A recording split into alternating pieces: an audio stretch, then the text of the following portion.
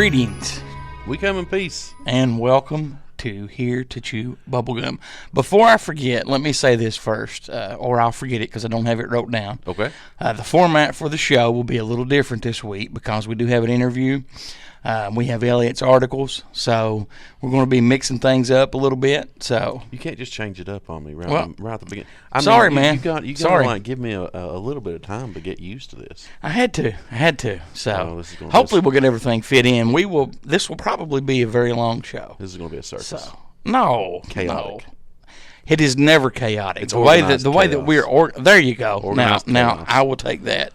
And before we get going to the phone lines to call in are currently down. Yes. You just made a post on Facebook. Thank you very much for that. I did. And, going forward from here, we usually try to record around the same time every week. So when you see the post, I know some people don't really see them till later. But, if you want to call into the show or text the show or comment the show or whatever, you can.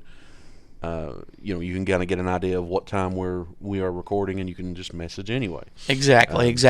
Next week, we will be calling some people live back on the show. I was wanting to do that this week, or live as we record the show. Yes. I was wanting to do that this week. We're not going to be able to do the phone line issue, but we're also looking at some other platforms that we can maybe do live and take calls.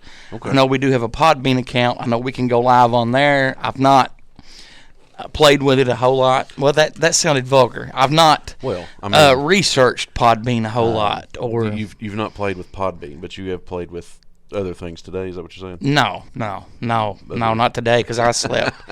How you feel about that? I don't know. You right away. You caught me off guard there. How was things at the cookie factory for you this week? Listen, it has been. It has been okay. It's been pretty good. It's a very cold morning. Yes, it is. But we didn't get the 4 inches of snow that we were supposed to get. No, we didn't. And I know you hate that, but I am glad of that. It all just rained forever. And I stayed up late last night trying to watch for it because I wanted to send you a picture at like whatever time, 2:00 this morning, and be like, okay. Well, see, now when we do get a snow next time, and if you can do this, we will post this on the Facebook page. Go out and write my name in yellow. Write Goose in yellow in the snow. I can do that. Okay, and we will post that pic on our Facebook page. Do you want me to do a live video as I'm doing it? No. Okay. No. Definitely not. Things for me this week. I had a week's worth of training with cookie factory stuff. Well, yeah, I finally know the secret to putting the chocolate chips into the cookies. Are you going to tell us? No. I had to sign a non-disclosure form. Our instructor, Ernie, he wore a green suit all week. I think it was the same one. Does he live in a tree? He didn't say where he lived, but I was sitting in the back of the class because I'm one of those guys that like to get there first, and I get the seat in the back. He was a little hard to see from time to time. So you're one of the cool guys. Always sit in the back of the bus. Always sit in the back of the school. Always sit in the back of the. Well, yeah, yes, I always did sit in the back of the bus. Cool guys. Well, I thought that's where like the troublemakers and stuff sat. No, that's where the people with the people that just don't care. Yeah, that's right. You're too cool for school. Well, yeah, definitely. So, but yeah, I mean, I am glad to have that week of training over. Well, other than that, how was it this week? Good. It was good. I got to eat at some restaurants that I don't normally get to eat at for dinner, so that was really good. They just some of the stuff that they do dealing with Pop-Tarts. I mean, and Ernie actually nicknamed one guy in the class Pop-Tart. So he did that like on Tuesday. So everybody, So with did you get any new secret recipes, or are they coming out with new flavors anytime soon? You work at the cookie factory too. Well, yeah, but I didn't go for some special training. That's because you're not in management like me. Listen. Not everybody. If you would quit crawling in the ovens and getting stuck, you might have a chance to advance up the management ladder. I will never do that. We'll never do that. Okay. You're hearing it right here on Here to Chew Bubblegum first. I will never stop climbing in those ovens. Well, hey, I don't blame you one bit. I love raw cookie dough. Just make sure the oven is turned off next time. Okay. So yeah, I got a little sweaty in there. Yeah. Listen, if you have some cookies and they taste a little weird, that's some Cronkite soy for you. No, I actually did stop yesterday, and I bought some Girl Scout cookies. Yeah?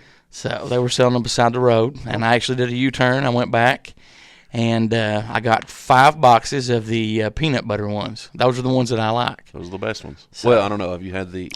that's the only ones you like? Yes. Okay. That is it. That's it. I am old school, and I've already ate 2 boxes of them since yesterday. The lemons are good.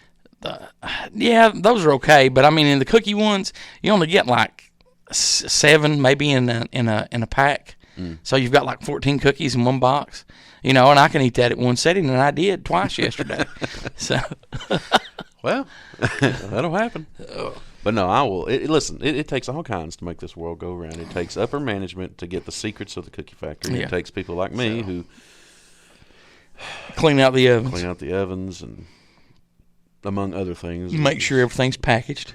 Yes. Well, I'm not made it to that level yet. I thought that you were a package man, that you check everybody's package. I was for about 15 minutes and I got fired. Oh, really? Why? I misread the job description. Oh, okay. Right. Got you. I was checking packages, but wrong packages. Oh, got you. Okay. We're going to start out with some listener email. I'll start out if that's fine with you. Sure. Mine's just short. It says, Gina from West Virginia says, hey, Goose, have you had any responses on your records request into the Paintsville, Kentucky versus UFO case, Roswell? That's a good question. The answer to that is no. I have not had any responses. Well, you're telling me that a large corporation and the federal government have swept you under the rug and not given you information about a UFO incident? Yes, they have not. I mean, I had the first 2 responses, and I really didn't expect to get any more. Because they stressed, the COVID and, this would suffice for the time being to meet the deadline, and they would look into it. And if they found anything, I would get those records. But, maybe we'll go out and when it warms up, try to find the location where this could have happened at. We'll do a little research. We may even go live on YouTube or YouTube and Facebook. Do that. Try to find the location, just, to see what we find out. Well, and also it can't be just someone has to know someone that was involved in this that listens. Oh, yeah, definitely. So if you do, we don't want to know names. We don't want to know anything like that, but we do want to talk to you because it would be so cool. Yes. I just want to know. And you can even email us. You don't have to tell us who you are. You can email us. You can, we've had people in the past text us from like an online type thing. Yep. Some crazy stuff. So get on there and look up, hey, how to text people from online.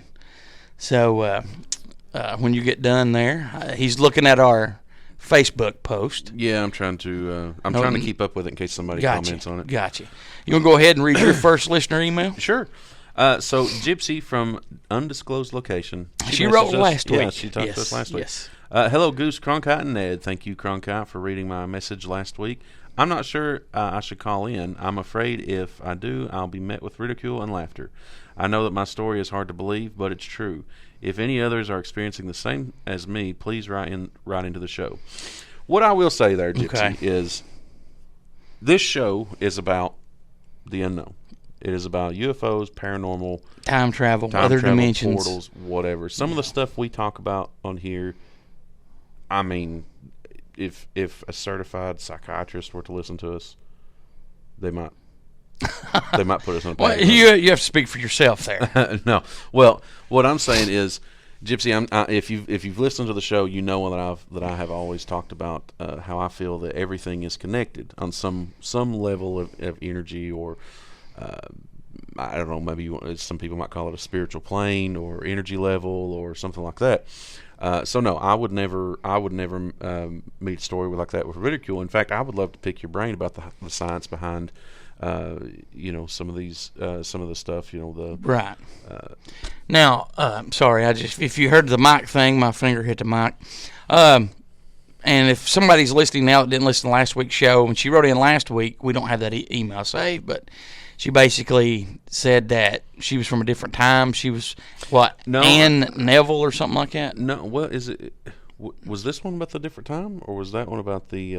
I think Gypsy was the one that has... And I can go back and look in our emails. I have, if you can kill a few minutes, I can run and grab the sure. Run and grab it. And I will read another email while Cronkite makes his way through the bunker. Scotty from Florida says, "Hey, here to chew bubblegum. Long-time listener, first time writing in. Goose, when you were reading the email from Cronkite Lover and ended with Love Steven, I laughed my ass off.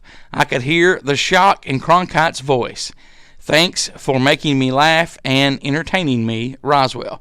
I wish I had saved that one for when Cronkite was sitting here beside me.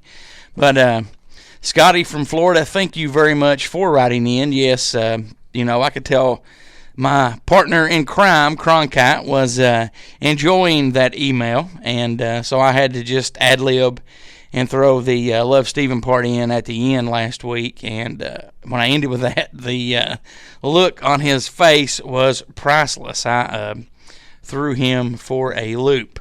Let's see. And Cronkite is making his way back in. And the email I just read was about you and last week, so right. You have to listen to the playback. Okay. So that's exciting. Scotty from Florida. So you have last week's, and it was a text last week. It was a text, yes. Okay. I apologize for that. I didn't realize we were going to be needing this. Yeah, that's no problem. So Gypsy says, from last week's episode, says, "I have no clue if this is the right place to put memories of past lives here, but it does say the afterlife, and I believe when you die, you come back as another person, and so on and so on. I always had dreams of having a life in the Middle Ages, particularly the Wars of the Roses era. I was the daughter of Richard Neville and Anne Neville. I would like to share memories. Please, no judgment, and I will post more memories as I go along." Okay, so the past lives. And she wasn't saying she was Anne Neville, but I just remembered the name Anne. But yeah, no. I don't know. Have you ever had a dream where you're in a different time? Yes, I have. So I mean, I'd be fascinated to hear more about this. To be honest with you, Gypsy, if you would like to call in, we would definitely like to talk to you. Yeah, definitely. And I would love to know the, what you know about past life. I guess regression is what it's called, or something like that, and reincarnation, stuff like that. So please write in and talk to us. Sounds good to me. You wanna read your next one there? Sure. Lisa from Kentucky says, "I just wanted to say I like the show and look forward to the Jon Vance interview, Roswell." And that interview will be coming up in this show. It's a couple of segments away, but we'll be having that very soon.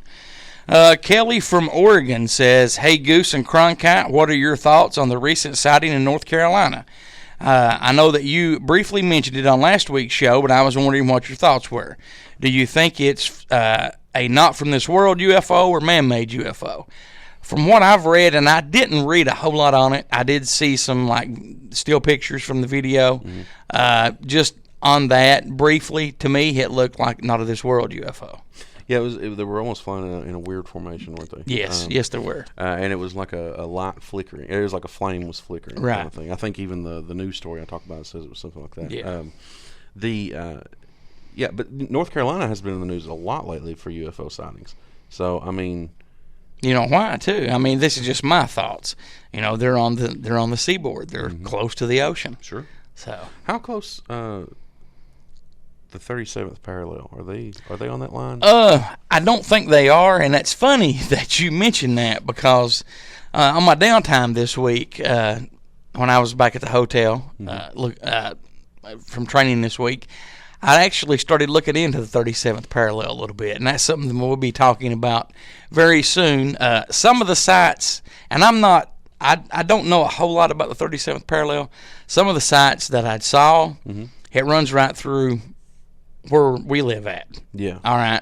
And, the line going down, and it corresponds with the Mammoth Cave and all the way out to Area 51 and all of that. And then others showed it going just above us a little bit towards the Ashland area. So, I am going to do some more research, and that is something that we will definitely talk about on a future show. Good deal. So, are you done? Yes. Are you done over there? I mean, what do you mean? Do you want me to read mine? Or? Yes. Or have you got more? No, I have more, but you go ahead and take your turn now. Didn't I just read? No, I read the Oregon, and I read Lisa. You read Lisa. and I said the Jon Vance interview's coming up. So it is my turn. Yes. Sorry. Okay. I thought I was going crazy for a second. I was just trying to be polite. You. I was just trying to be polite. Got you. Taylor from Kentucky says, "Hey, Goose. Hey, Goose. Hey, Goose, Cronkite, and Ned. I watched the Bob Lazar Area 51 and Flying Saucers on Netflix. That's the name of it. Bob Lazar Area 51 and Flying Saucers on Netflix after last week's show. My mind was blown. Bob is 100% telling the truth. Mm-hmm. It's an amazing documentary. Think about how the government has been lying to us all these years. Just imagine what other secrets they might be keeping. We need more people like Bob Lazar." Absolutely. And that's from Taylor from Kentucky, and I 110% agree with you on that. Could not agree more. AlphaFan86 from Indiana. Hi, guys. I'm curious, if you had to choose one of the following, which would you choose and why? Know for certain that UFOs exist, $1 million cash, or $1 million cash. Thanks for taking time to answer my question, and I'll listen to the show for your response. I know that UFOs exist, so I'm going to take the $1 million cash. Really? Yeah. Okay. So, but what? Okay. Well, know for certain that UFOs exist. I mean, would that let us into government secrets? No. The way I read it is just that you have the knowledge now that, hey, there are UFOs. But for unidentified flying objects. So they do exist because a bird could be a UFO. Okay. So this, by choosing between these, we wouldn't know any inside government knowledge. Yep. The way I read it. Well, I'm going to agree with you, and I'll take the $1 million cash. There we go. If that would let us know some inside stuff, I would know about the UFOs. Yeah, for sure. So, but in the way you're reading it, I would take the $1 million cash. Absolutely. Well, money buys happiness. Did you read that part? I did. Okay. All right. Let's see. My last one, and you've got some more. So good, you get to read more. Roboto 82. Nice name. From South Carolina. I've listened to you guys for a few weeks now. I agree with you in regards to more UFO sightings over bodies of water, power plants, and military bases. Why do you think that is, Roswell? Well, I've touched on it a little bit before. I think, if you were a species, and even we as a species have talked about when we step out further into the cosmos, the one thing that we're going to need to find is resources. Exactly. Water, air, minerals, metals, whatever. Our planet is what, 71, 75, something like that % water. Yeah. That's like one of the major things that you need for life. I feel like if you're going to be searching around, looking around the cosmos, and you come across this big, beautiful blue planet that's full of water, you're going to stay around the water, especially if you're... What if we're just a gas station? What do you mean, for like other planets, we're a gas station? Yeah. Well, and they pick cattle as like, I'm going to get something from the deli. Let me swoop down and... Yeah, maybe they don't like steak. I've never thought of that way. For a gas station. We could be. There's a lot of different crafts. Now, I've heard people refer to you as a gas station before. Definitely. So. Well, I'm not going to deny that. Okay. I'm not going to deny that. So, Skywatcher from Tennessee. Hello, here to Chew Bubble Gum. Great show last week. I'm glad that Ned is back. Elliot's articles was great. I really enjoy the show and every aspect of it. My only suggestion would be to do some more live shows. Roswell. Yep, and we were glad to have Ned back last week. And Ned is not here this week. Yes, no, he's not here this week. He had another long night. Another long night? Yeah. What was he doing, do you know? I really do not. Or are you not able to say? I don't think it's PG that I could say. Oh, okay. Yeah, well, just keep that to yourself then. But, yeah, no, he is missing in action this week. Real quick, too, I forgot to tell you, on Thursday, we got out of class early. And so around 7:30, I drove out to the Bluegrass Army Depot. Just drove around to see if I could see anything in the sky. Mm-hmm. Guess what I saw? Something in the sky. Absolutely nothing. Oh. So that's a letdown. I just thought I'd share that with you. Very excited to hear that story, and now I'm just bummed. Mr. X from Parts Unknown. Great show last week. I really like the Truth Is Out There series. You should do at least one a month. I also find the Lost Treasure stories very intriguing. you guys should attempt to find one. I think that would make for a great YouTube videos. I'm down for that. I would definitely be down for it as long as there's no walking. You can't drive up to some of these spots. Why not? What if we hire a helicopter I'm fine with that. to come in and just home me and just set you down once we get there? I'm fine with that. Okay. You're going to need a big All right. helicopter. Let me ask you a question. I don't think I've asked you this on the show before. Okay. Let's say we have an event.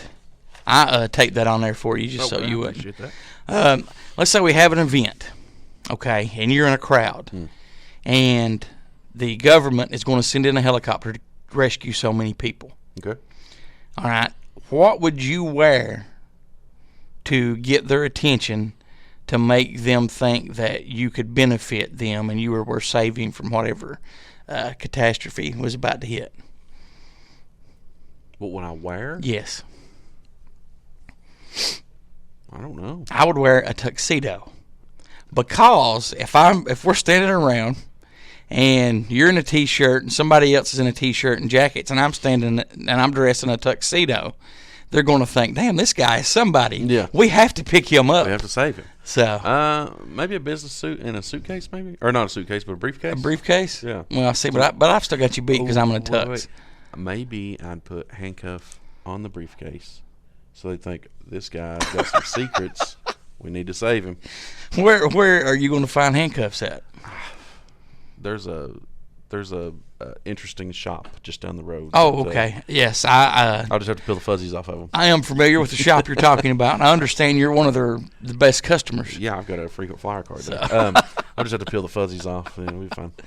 Oh, well, you thank everyone for writing in with listener email. You can always contact us at the show by call, text, or leave a voicemail by calling 606-373-3396, or you can email us at... You can always email us, Goose at HereToChewBubblegum.com, or myself, Cronkite at HereToChewBubblegum.com. You can also message our Facebook page. Any comment on any of our posts, message us directly, and we will get back to you ASAP. And with that in mind, we're going to step away and take a short break, and we're going to come back, and we're going to talk about John Titor, and then we're going to have news with Cronkite. Exciting. So, see, we're mixing things up this week. Exciting. So, what are they listening to? They are listening to HereToChewBubblegum.com. What are you listening to? I am preparing here to chewbubblegum.com. We'll be right. Hey everyone, this is Goose from Here to Chew Bubblegum. I want to tell you about my friend T-Shirt Joe at FastCustomShirts.com. T-Shirt Joe is your go-to guy for all your custom work. Also, you can check out their website and find artist originals, college shirts, comics, famous folk, fetish, military, movie shirts, occupations, podcast and website shirts, plus he has face mask and many other items over at FastCustomShirts.com. While there at their website, you can sign up for their newsletter. Or you can give Joe a call at area code 361-814-9212. That's 361-814-9212 to contact my friend T-Shirt Joe at FastCustomShirts.com. Hey folks, it's John the Bod, aka the Bodfather, and you're listening to Here to Chew Bubblegum. You will not be disappointed. Check it out.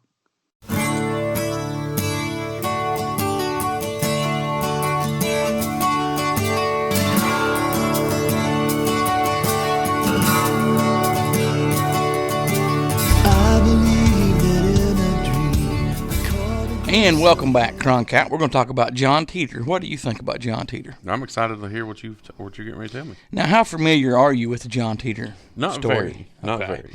I did follow this, I guess, in 2006. I was committed to listening to Coast to Coast. I heard about it on an old Coast to Coast when they were playing back some of the Art Bell ones. And then they had an update, I think, that following week. But anyway, we've had a lot of people message about this. Those who are not familiar with John Titor, his original post was on, I think it was on the Coast to Coast message board. I don't even think that exists anymore. I'm not real sure. But on November 2nd, 2000, he wrote, "Greetings. I am a time traveler from the year 2036. I am on my way home after getting an IBM 5100 computer system from the year 1975. Titor claimed he was a member of a military group living in Florida and on his way back from the year 1975 and was stopping over in 2000 for some personal reasons. Now, what I find fascinating about that is it is 100% fact there were secret programming codes that the public did not know about that you could do on an IBM 5100 in 1975. Those were never released. Only people that worked on the software and worked for IBM knew that these existed.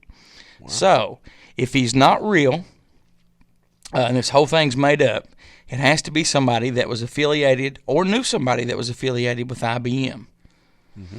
Okay, John Titor, and he used that name on several message boards. He posted during 2000 and 2001 claiming to be a military time traveler from the year 2036.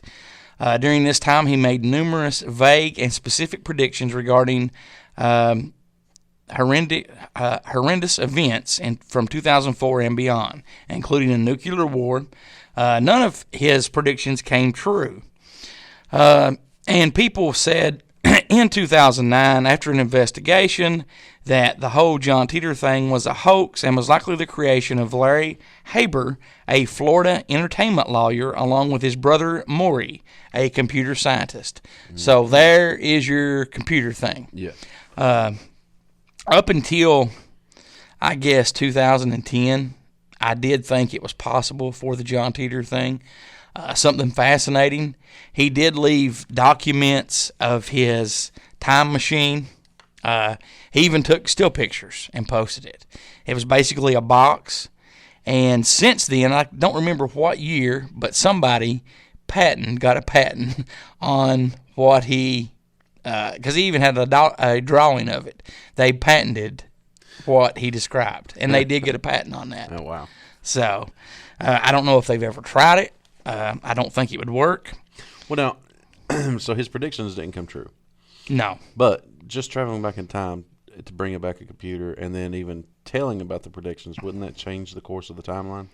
According to him, no, because the story also says that when he stopped back in 2000, he was staying with his family, and he was a little kid during this time, and he interacted with his past self.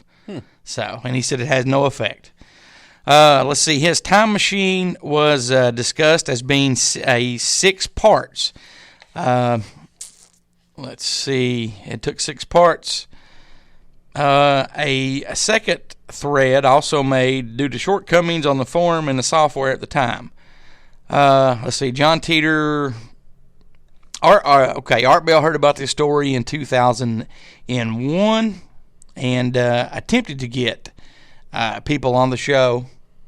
John Titor was gone at that point, but Titor did end his post in late March 2001. I think Art Bell did have some past guests that supposedly knew or interacted with John Titor.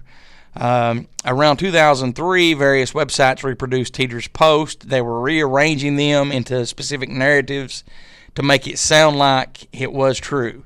I know some of the things that he did say is that I think it was in 2006 or 8 maybe, there would be you would have no more president. You would have 5 presidents that where all the tree huggers, all the let's see how many toes we can step on today, Goose. Crunch, crunch. I can't think of what is it where the ice caps are melting. The climate? Yeah. Climate control? Yeah, climate change. Okay. He was saying that, and I don't know why I couldn't think of that. Tree huggers. Crunch, crunch. Same thing. Tree huggers, climate people. Let's all drive in our flower vans. Here, you want a flower? But he said that Washington had been underwater due to an earthquake and climate change, and that the capital, I think, was in Omaha, Nebraska. So, and this is stuff that I'm just saying from memory, not what I've printed off here. But he claimed that in 2036, he was an American soldier based in Tampa, Florida. In his regiment gave him the mission to go back to 1975 to get the computer, which he said was needed to debug various legacy programs in the year 2036. So imagine you're in 2036 and your software is not good enough. You can't debug. You need a computer from 1975. Got to go back in time. Got to go back in time. Grab that old IBM. The IBM computer did run on APL and basic programming languages. So that just, In 1975. In 1975. Were computers like the size of a kitchen table? Some of the IBMs, those were the ones that you would basically, I think, have to hook up to like an old TV screen. You had they were probably the size of that shredder over there, you know. They were big, and they wouldn't hold a lot of data. But they can save the world in 2036. Yep, save the world in 2036. John Titor also claimed that, and this is kind of a broad predicament, I can make this, that a disease would spread through the world that originated from tainted beef products. Or bats? So, well, no, he said tainted beef. Oh. So, and he also said that there would be a civil war. When questioned about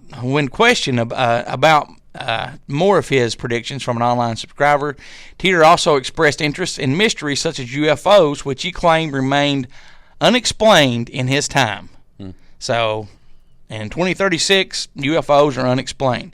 Titor suggested that UFOs and extraterrestrials might be travelers from much further into the future than his own timeline and have superior time machines. I do not buy that. Are you wondering about his time machine? Yes. It was a 2 magnetic housing units for the dual micro singularities, an electron injection manifold to alter mass and gravity of the micro singularities, and it also had a cooling and X-ray venting system, gravity sensors, and a variable gravity lock. It also had 4 Sesame clocks and 3 main computer units. Did you follow all that? Mm-hmm. Mm-hmm. Did you really? You know where you got all that from? To 2036. 2036. But I'm sure Bob Lazar's nuclear hardware store is still around. Well, and you could be correct. I think he got all that from now. Guess what he arrived in? Because the device was installed in a vehicle, and it was installed in a 1966 Chevy Corvette convertible. Well, yes. And he later mentioned also having a 1987 truck that had 4-wheel drive. That was also, he also had another unit involved in that. This is just some random jackwagon from Florida, isn't it? That sounds like some guy from Florida. That's honestly what I thought. I mean, especially I got my 87 Chevrolet. We got and you got an entertainment law. You're like a 1966 Chevy Corvette. That'd be a classic car. Yeah. So, and some of his predictions, let's see. Titor expressed assurances that the differences in his timeline and ours were minimal, and let's see, he did say that a civil war having to do with rights, order, and other things. He also said that the presidential election of the year would involve a Waco-type event, and that's where it was 2008. Okay, would be pretty much at everybody's doorstep. And now he said in 2008 that after that president was elected, you wouldn't have one person, you would have 5. You'd have 5 presidents. Titor also claimed that the Civil War started in the United States and it ended in 2015, but it ended due to a brief but intense World War III. Wow. Let's see. After the war, Omaha, Nebraska, this is what I was telling you about, would be the new U.S. capital. Titor was vague on the exact motivations and causes of World War III, but at one point he was characterized as saying hostilities were being led to border clashes and overpopulation. He also pointed out that the conflict between Arabs and Israel, and it says Arabs, so I'm not being like stepping on toes there, crunch, crunch. That also led to World War III. During this time, Titor claimed that as a 13-year-old in 2011, he joined the Fighting Diamondbacks, a shotgun infantry unit in Florida. I'm sorry, do what? I had to pause there so you could look at your face. All right. What is it? Titor claimed that as a 13-year-old in 2011, he joined the Fighting Diamondbacks, a shotgun infantry unit in Florida, for at least 4 years. In other posts, he described himself as hiding from the war. So in 2011, Titor was supposedly 13. Are you actually looking up shotgun diamondback or Fighting Diamondbacks? John Titor's Fighting Diamondbacks militia is real. Yeah, sure it is. That's what it says. But that's from 2011. See, sure. I mean, to me, when I first read that years ago, I thought, that's a baseball team, the Fighting Diamondbacks. Let's see. Titor claimed that Everett Wheeler, model of quantum physics, is what helped him time travel. Let's see. Titor also claimed that a new time stream to and from 2036 to 2000 was activated because of his time travel. He also gave predictions on ability to stand up to scrutiny when they fail to pass, since believers can say that the events weren't adapted by Titor's postings. Basically, all right, that's the Titor stuff in a nutshell. What do you think about that? He didn't predict 9/11. His last post was in March 2001. All right, why would you not predict 9/11? Now, people point out that follow and study John Titor. They say that the reason he didn't do that is because it didn't happen in his timeline. But he said our timeline and his timeline were very similar. Well, they were similar, but there was differences. So, and he even said before he started making predictions that some of these stuff might not happen in this timeline. But to me, that sounds like something a lawyer would say. Why would it not happen in his timeline if he went back and interacted with himself? That's alive in this timeline. But it's two different, parallel timelines.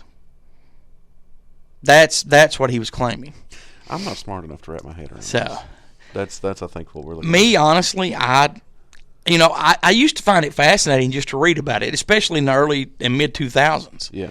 Because, you would look at stuff like this that would possibly happen. Mm-hmm. I don't think that the Fighting Diamondbacks are real. I mean, they may be real now, right, since he made that claim, but that one article you pulled up was from 2011. And that's supposedly when it is. And that was 10 years ago. Right. So, what's your thoughts on John Titor? The only thing that I do find fascinating about that is that the IBM computer, that was 100% legit, but the entertainment lawyer's brother was a and still is a computer scientist. It's a good story. It's, definitely. Well, there was actually thoughts of making it into a movie. So that would be cool. So I'd watch that movie. I'd definitely watch that movie. But as far as that goes, I'm more likely to believe in. I believe in UFOs more than I think I do time travel right now. Well, even though I don't believe in that specific time traveler. Even though we did an entire segment on Trump time travelers and things like that, I am. Well, honestly, to me, if you compare John Titor to the Trump time traveler, the Trump time traveler and Elon Musk and Nikola Tesla connection has more facts than what the John Titor does, and it's more believable to me than the John Titor one. It is to me, to me too. That's a good story. John Titor is a good story. You like that path down there? Huh? You like that pet cemetery? You like that path down there? Oh, I couldn't understand what you said. There's a good story. That's because I'm doing Jed Colonel. I got you. You like that path down there? That's a good walk. That's a good story. I'll tell it to you sometime. I like I said, I think it's a good story, but other than that, I don't. You don't buy it either. I don't think so. I don't either. And years ago, I was fascinated with it. I didn't buy into it, especially because none of his predictions came true. Right. There might have been some conflict with Israel and stuff, but I could sit here today and say, hey, I think in 6 months there's going to be a conflict in the Middle East. Listen, there's been conflict in the Middle East since the 50s. Yeah, definitely, definitely. They're still fighting the Crusades. So,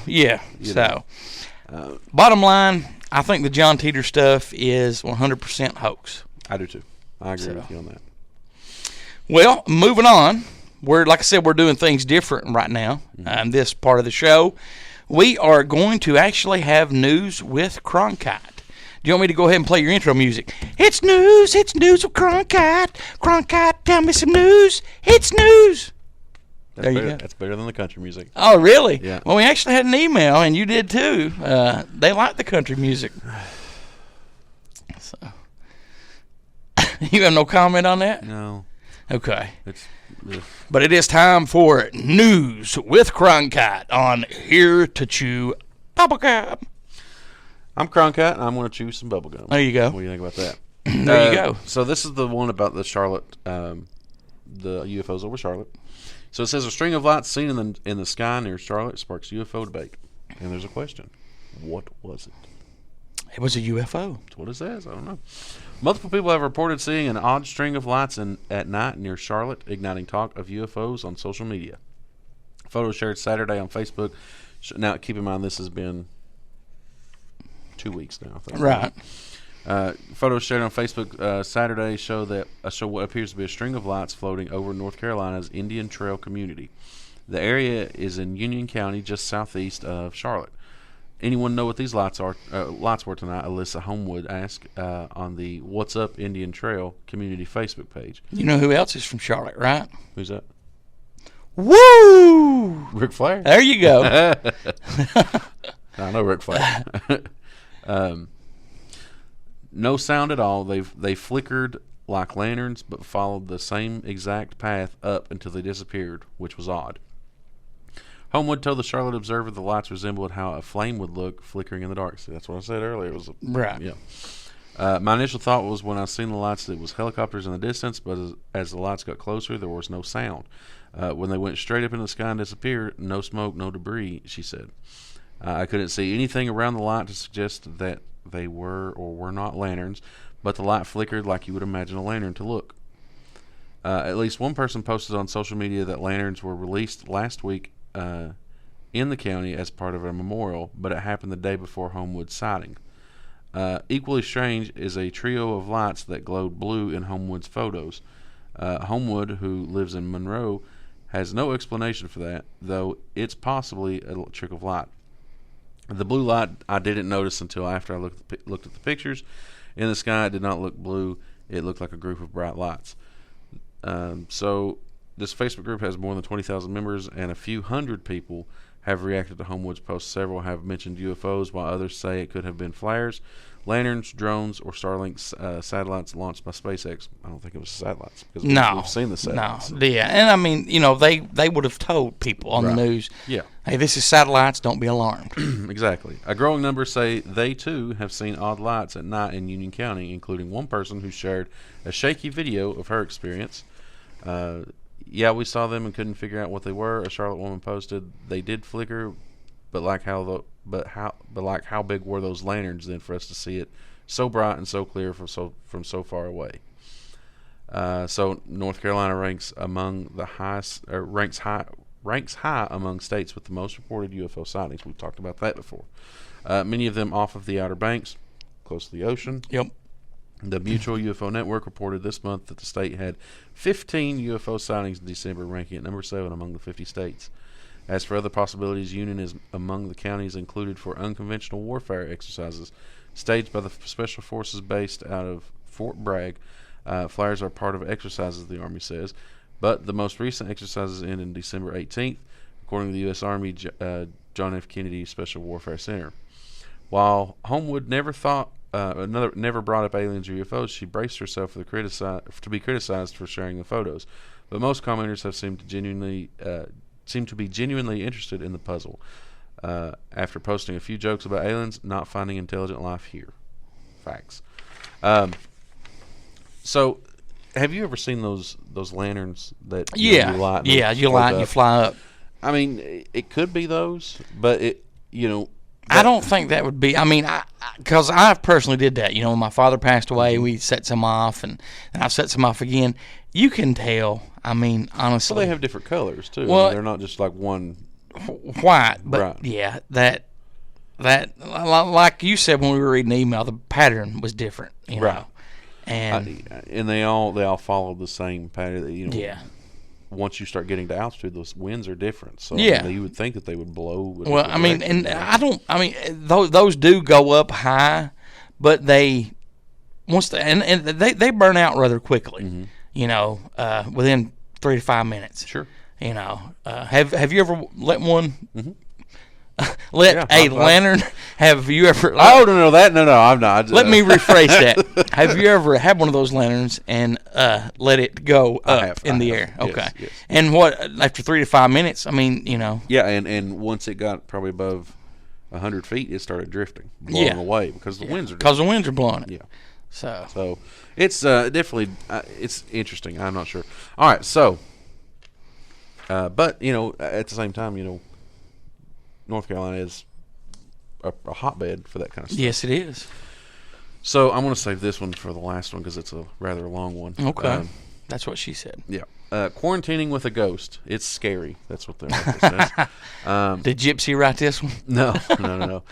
For those who believe they're locked down with spectral roommates, the pandemic has been less isolating than they bargained for, has been less isolating than they bargained for. It started with the front door. Adrian Gomez lives with his partner in Los Angeles, where their first few days of sheltering in place for the coronavirus pandemic proved uneventful. They worked remotely, baked, took a 2-mile walk each morning, and refurnished their porcelain kitchen sink. Oh, But how then, nice. But then one night, the doorknob began to rattle vigorously, so loud he could hear it from across the apartment, yet no one was there. In mid-April, Mr. Gomez was in bed when a nearby window shade began shaking against the window frame so intensely, despite the fact the window was closed, an adjacent window shade remained perfectly still. The cats were all accounted for, and no bug, nor bird, nor any other small creature had gotten stuck there. I very seriously hid myself under the comforter, like you see in the horror movies, because it really freaked me out. Now those. I'm sorry, man. I apologize. Now, though neither he or his partner noticed any unexplained activity at his home before this, the couple can distinctly make out footsteps above their head. No one lives above them. I'm a fairly rational person, said Mr. Gomez, who is 26 and works in IT support. I try to think what are the reasonable, tangible things this could be causing this. But when I don't have those answers, I start to think maybe something else is going on. They're not alone, possibly in more ways than one. Okay. For those who experience of self-isolation involves what they believe to be a ghost, their days are punctuated not just by Zoom meetings or homeschooling, but by the disembodied voices, shadowy figures, misbehaving electronics, invisible cats cozying up on couches, caresses from hands that aren't there, and even in some cases, to borrow the technical parlance of Ghostbusters, free-floating, full-torso, vaporous apparitions. Some of these people are frightened, of course. Others say they just appreciate the company. Do they have pictures of those? Okay, now, we've talked about ghost stuff a little bit. And I will believe until something happens to me that they cannot physically hurt you. And I have saw things, all right? Even though I laughed at that, and that was funny. I mean, I was just thinking all the cats accounted for, right? And I was under the cover. That made me giggle a little bit. In my research into paranormal, if you move into a place and let's say you remodel, that awakens or angers something that's there, and they remodeled their kitchen, right? Oh, so and that could have disturbed something. Very true. And that could be true. Very true. Very true. What's your thoughts? If they're in California, it could be earthquakes. It could be, but then why would they have the covers over their head? Skirt. I mean, and I'm an animal lover. I like dogs, cats. I'm more of a dog person. But when somebody says they got a cat, I just always kind of giggle. You know why, right? There's that joke, that this man and woman get married, and the husband comes in one day, and the wife's got some cats, and he's like, "Oh, that's what this house needed was a box of shit. We didn't have one." So that always cracks me up, and I always think about that. That is really funny. All right, so we had a email or a listener text a while back from a guy in Australia that wanted to talk about. I think it was an email. Okay. Wanted to talk about the Kelly Cahill Yes. UFO abduction. So that's what we're going to talk about today is the Holy Grail or epic hoax. Australian Kelly Cahill's UFO abduction story still stirs passions. And this is a rather long one, so brace yourself. I am braced. And this is why I only did 3 because this one was a little longer. Okay. If her story is to be believed, on August 7th, 1993, Gippsland woman, I think that's how you pronounce it, Gippsland woman Kelly Cahill saw a UFO and beings from another world. As detailed in her book in 1996, Encounter, Miss Cahill's case had all the hallmarks of the classic alien abduction story of the era. Lost time, strange spaceships, bright lights, inhuman creatures, and inexplicable marks on her body. But her story had something other alien visitations didn't. Independent witnesses who could potentially back up her story. Along with her then husband Andrew, who was in the car with her on that fateful night on Melbourne's southeastern fringes, there were reportedly 4 other people in 2 separate cars who would be able to verify her otherworldly claims. Because of its multiple witnesses, the incident was hailed as the Holy Grail of alien abduction. Kelly Cahill, as she appeared in her 1996 book, Encounter. So she was one of the potential. So all right. So this was this actually inspired a episode of the X-Files. Oh, okay. Yeah. Okay. Encounter. Yeah. Available now. And at Barnes and Noble. There's her picture if you haven't seen her. It was one of the potential. But on. Sorry, I lost my place here. But 27 years on, the truth about the so-called. That's a big one. Yes. Umemmering Creek encounter is anything but clear. A detailed report into the claims was never released.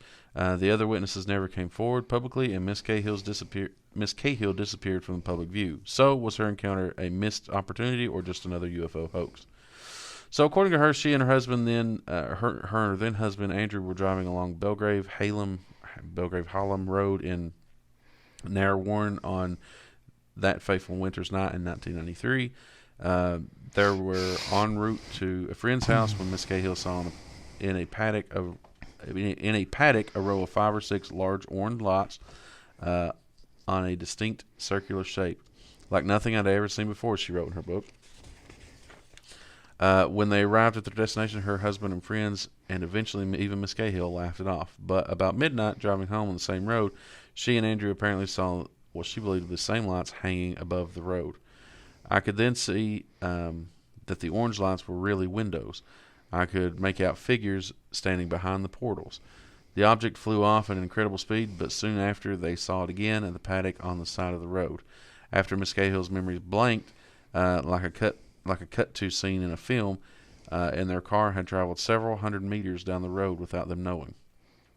In the days and weeks that followed, she claimed to find strange marks on her body, including a small triangular wound below her belly button, and began experiencing stomach pains and night visitations from a tall, black hooded figure with lightly glowing red eyes. Through hypnosis, she said she was able to unlock her missing time. Her husband had pulled over, and they'd gotten out of the car to get a better look at the brightly lit object.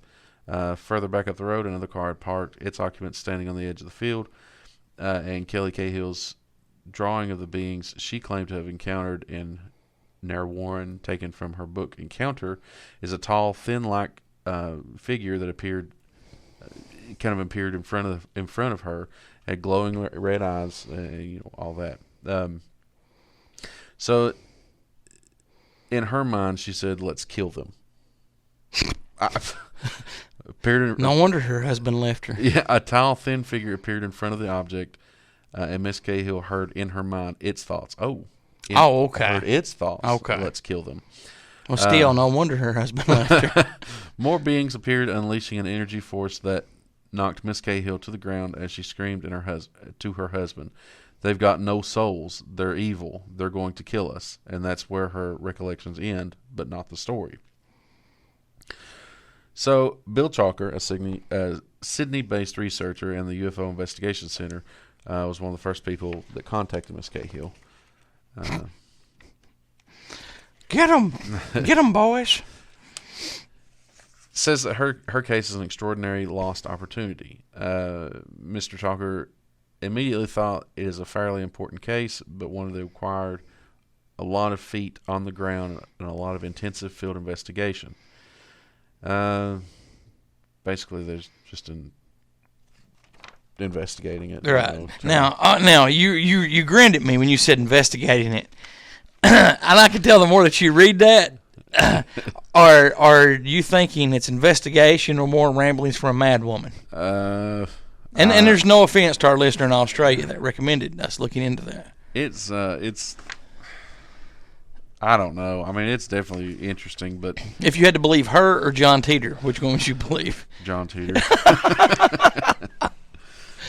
So, all right. As for Kaylee Cahill, she dropped off the radar around 1998. Mr. Talker said that in the early 2000s, she called him and sent him all of her files, three large boxes, and left the country. She's now back in Latrobe Valley in Gippsland, the same region she was living in when her encounter occurred. The ABC approached Miss Cahill for an interview, but she did not respond.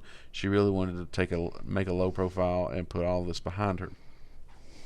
She spent a lot of time trying to raise the profile of this episode and wanted to have the other witnesses come out. So I don't know. I mean, yeah, it was based on And I think it's cool because X-Files thought it was cool and did a story on it. Yeah, that's what I was going to say. I mean, they did. I think I may remember that episode. I'm not really sure.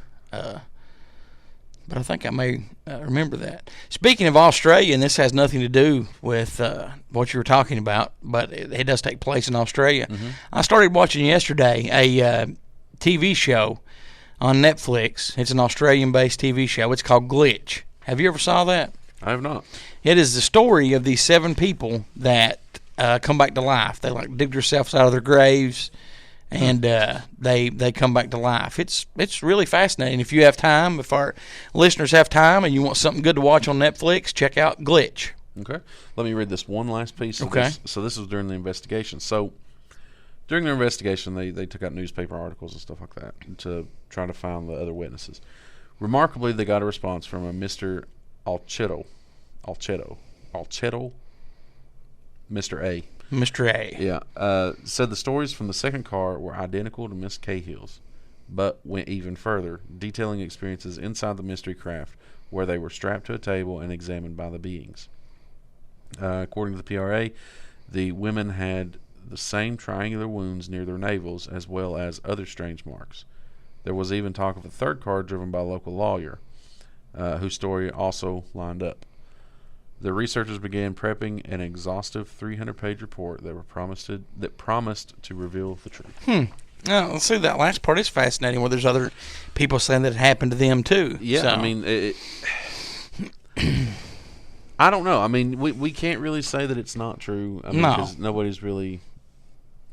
I mean, that's the thing. So when we can sit here and say we see lights in the sky, it's a UFO, blah blah blah, but when someone comes forward with an abduction story, a lot of people are quick to dismiss it. I don't know that it's not. I have never been one quick to dismiss it. I Right. read it as the article on a whole. Well, no, I'm saying like the general public. Oh, yeah, are quick to definitely, dismiss definitely, it. definitely. It never gets really any traction. Definitely. I always try to keep an open mind.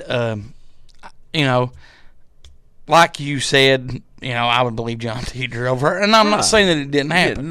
Yeah, no. But, I mean, if I was abducted, yeah, I would tell people, but would I want to write a book about it? Right. No, probably not. Exactly. Would I want to research and find out more? Definitely, 110%.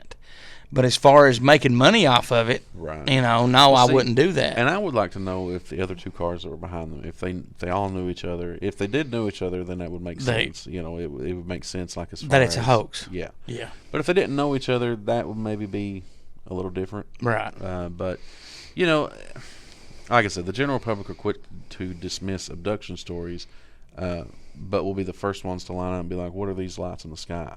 You know what I mean? Exactly. It's exactly. It's one of those things.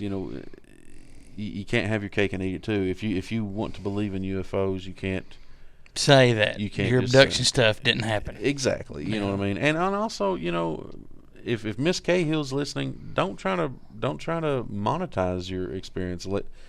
This is stuff that needs to be talked about. This is stuff that if this genuinely happened to you, let's talk about it. That hey, this is what happened. This is what they look like. This is what, and she made big, but like you said, she wrote a book to make money off of it. And I don't know. I mean, I saw the movie Fire in the Sky, the Travis Walton. I've seen recently, and I guess this has been years ago. He was on some game show that I don't think he was on the air anymore, and they give him a lie detector test, and he failed it. I mean, I hadn't even heard of that. No, Travis goes in depth and describes a lot of horrendous things. I was under the impression, and I think I heard this or read this, that he passed lie detector test when he came back. But, I may have just imagined that I read that. But I found it fascinating that, he had failed the lie detector test for this show. Yeah, that's wild. That's one of the famous ones, other than Betty and Barney Hill, that come to mind, on abduction stuff. So no, I mean, thank you for that, listener. Definitely, thank you. To look into it. It is a fascinating story. Definitely. I would love. Dang, I wish you hadn't put that in my head. What's that? She wrote a book. She tried to monetize. Well, I mean, just so you were falling for it until then. To be honest with you, I want to believe everything. Okay. All right. Well, you have a woman. She's divorced. Or at the time she wasn't though. Well, when she wrote the book, was she married or divorced? Didn't say. Okay. I'm going to go with she was divorced. You're looking for ways to make money. You find people. Hey, I'm write this book. Here's my files. Let's do this. And she probably got a kickback. Well, no, not probably. I'm sure that if they acknowledge that X-Files episode was based on her experience, she got some money from that. Very true. And she probably still to this day gets a little bit back from that, due to residuals. I mean, it probably wouldn't be that much now. Maybe it depends on how often that episode plays, though. Right. So, maybe a couple $100 a year. So, hey, it's free money. If I seen $100 laying on the ground, I'd bend over and pick it up. Absolutely. So, absolutely. But we're going to take a short break. Thank you very much for that news segment. When we come back, we're going to be talking about what you prepared for us, and what is that? So I have been watching this new thing that actually old man Cronkite turned me on to. It's on Amazon Prime. It's called the Aldebaran Mysteries, and I'm going to be talking about the Vril. The Vril. The Vril. V-R-I-L. Okay. And actually, this will be an ongoing thing. I've got a short little bit about the Vril today, and then next week we'll be talking about more. And all of this kind of, once all of the episodes play, all my little segments, it all makes sense. Well, it probably won't make sense, but it all comes together. Okay, got you. Well, we're going to take a break, and we're going to come back with Cronkite's story. Then we're going to go into Elliot's articles. We're going to have listener text, and then the Jon Vance interview, and then we'll come back in segment 3 and talk about some recent UFO sightings. That's exciting. So, thank you very much. Told you we're having a long show today. This is an exciting show. And go ahead and take us out to break. I'm going to go to break. I'll see y'all later. Okay. No, thank you for listening to Here to Chew Bubblegum. If you would like to, you can call, text, or leave a voicemail, 606-373-3396. You can always email us, goose at heretotchewbubblegum.com, or myself, Cronkite, at heretotchewbubblegum.com. You can also message us on Facebook. Comment on any of the posts, message us directly. And you can also email Ed.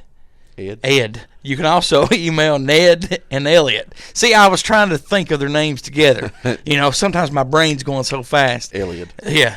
Ed, if you're going to talk about both of them. Right. But you can email Ned and Elliot at heretotchewbubblegum@yahoo.com. They will have a .com website email coming very soon. Still working on that. But in the meantime, you can email Elliot or Ned at heretotchewbubblegum@yahoo.com. And just put in the subject line attention to whichever one you want to talk to. Sounds good. We'll be back in just a moment. You're listening to Here to Chew Bubblegum. If Abraham Lincoln were alive, he'd listen. But he's dead. Are you a horror movie fan? Yeah, I dig horror movies. Are you searching for a great internet horror talk radio show to listen to? Why, sure, that sounds quite spiffy. Then you need to tune into deadpit.com. It's the original horror talk radio show. Dead Pit is a show by the fans and for the fans. Uncensored and unbiased opinions are the goal of the show, giving fans honest reviews on new films and vintage classics of the horror genre. Make deadpit.com your #1 horror station destination. You're listening to Here to Chew Bubblegum, recorded from a secret location in the city that moves mountains. Greetings. We come in peace. Aliens land in our area. All right. What are some of the people on weekends going to get drunk and do? Shoot it. They're going to go out. I'm going to go out here and shoot at this ship. Our next email is from Cronkite Lover from North Carolina. Hey now. Cronkite, you are ear and eye candy. Be sure to check out HereToChewBubblegum.com. So, how'd you like a little Oko Yono music during the break? How How is she popular? I have no clue. I don't understand that. She was popular because of John Lennon. How did we even get started talking about that? Oh, we were talking about what we're going to be talking about Wednesday when we come in to record and stuff on the midweek moment. She's an acquired taste. Yes. All right, so let me ask you a question. Have you seen the Aldebaran mystery on Amazon? No, I have not, but I will add that. All right, so I've been trying to slowly watch this, and it's actually something that old man Cronkite turned me on to, and it's very dry, but it is just a wealth of knowledge. It's pretty cool. So have you ever heard? And this is going to be a multiple segment, for the next few weeks. But have you ever heard of the Vril, the secret society? A little bit, but not a lot. Okay. So the Nazis came from Middle Earth.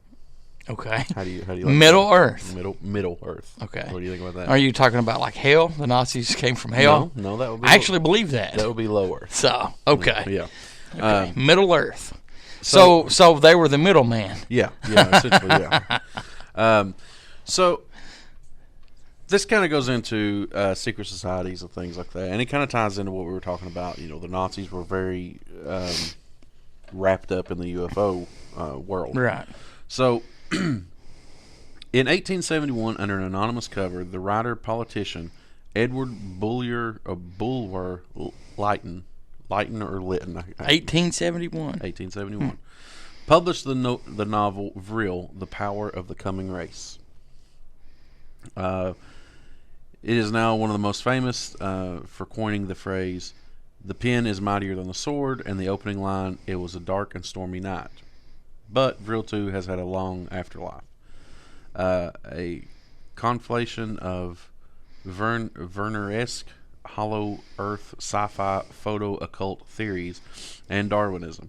It's narrated by an American who stumbles on an underground race, descended from ancient Aryans, that's harnessed and source of infinite power called Vril. Its possessors, the Vril Yah, have transcended war, envy, and even democracy to establish a classless utopia. But of course, they have a dark side. So, we were talking about Dark side. kind of off the air there about the Vril. They were kind of sent here to make this utopia, Right. a society where no one works, no one does anything, everybody's just happy. You know what I mean? They need to come to Eastern Kentucky. There's already a lot of people that don't work. Yeah, I agree. We're well on our way. We're almost there. You know what's worse than going to your family reunion and seeing your family?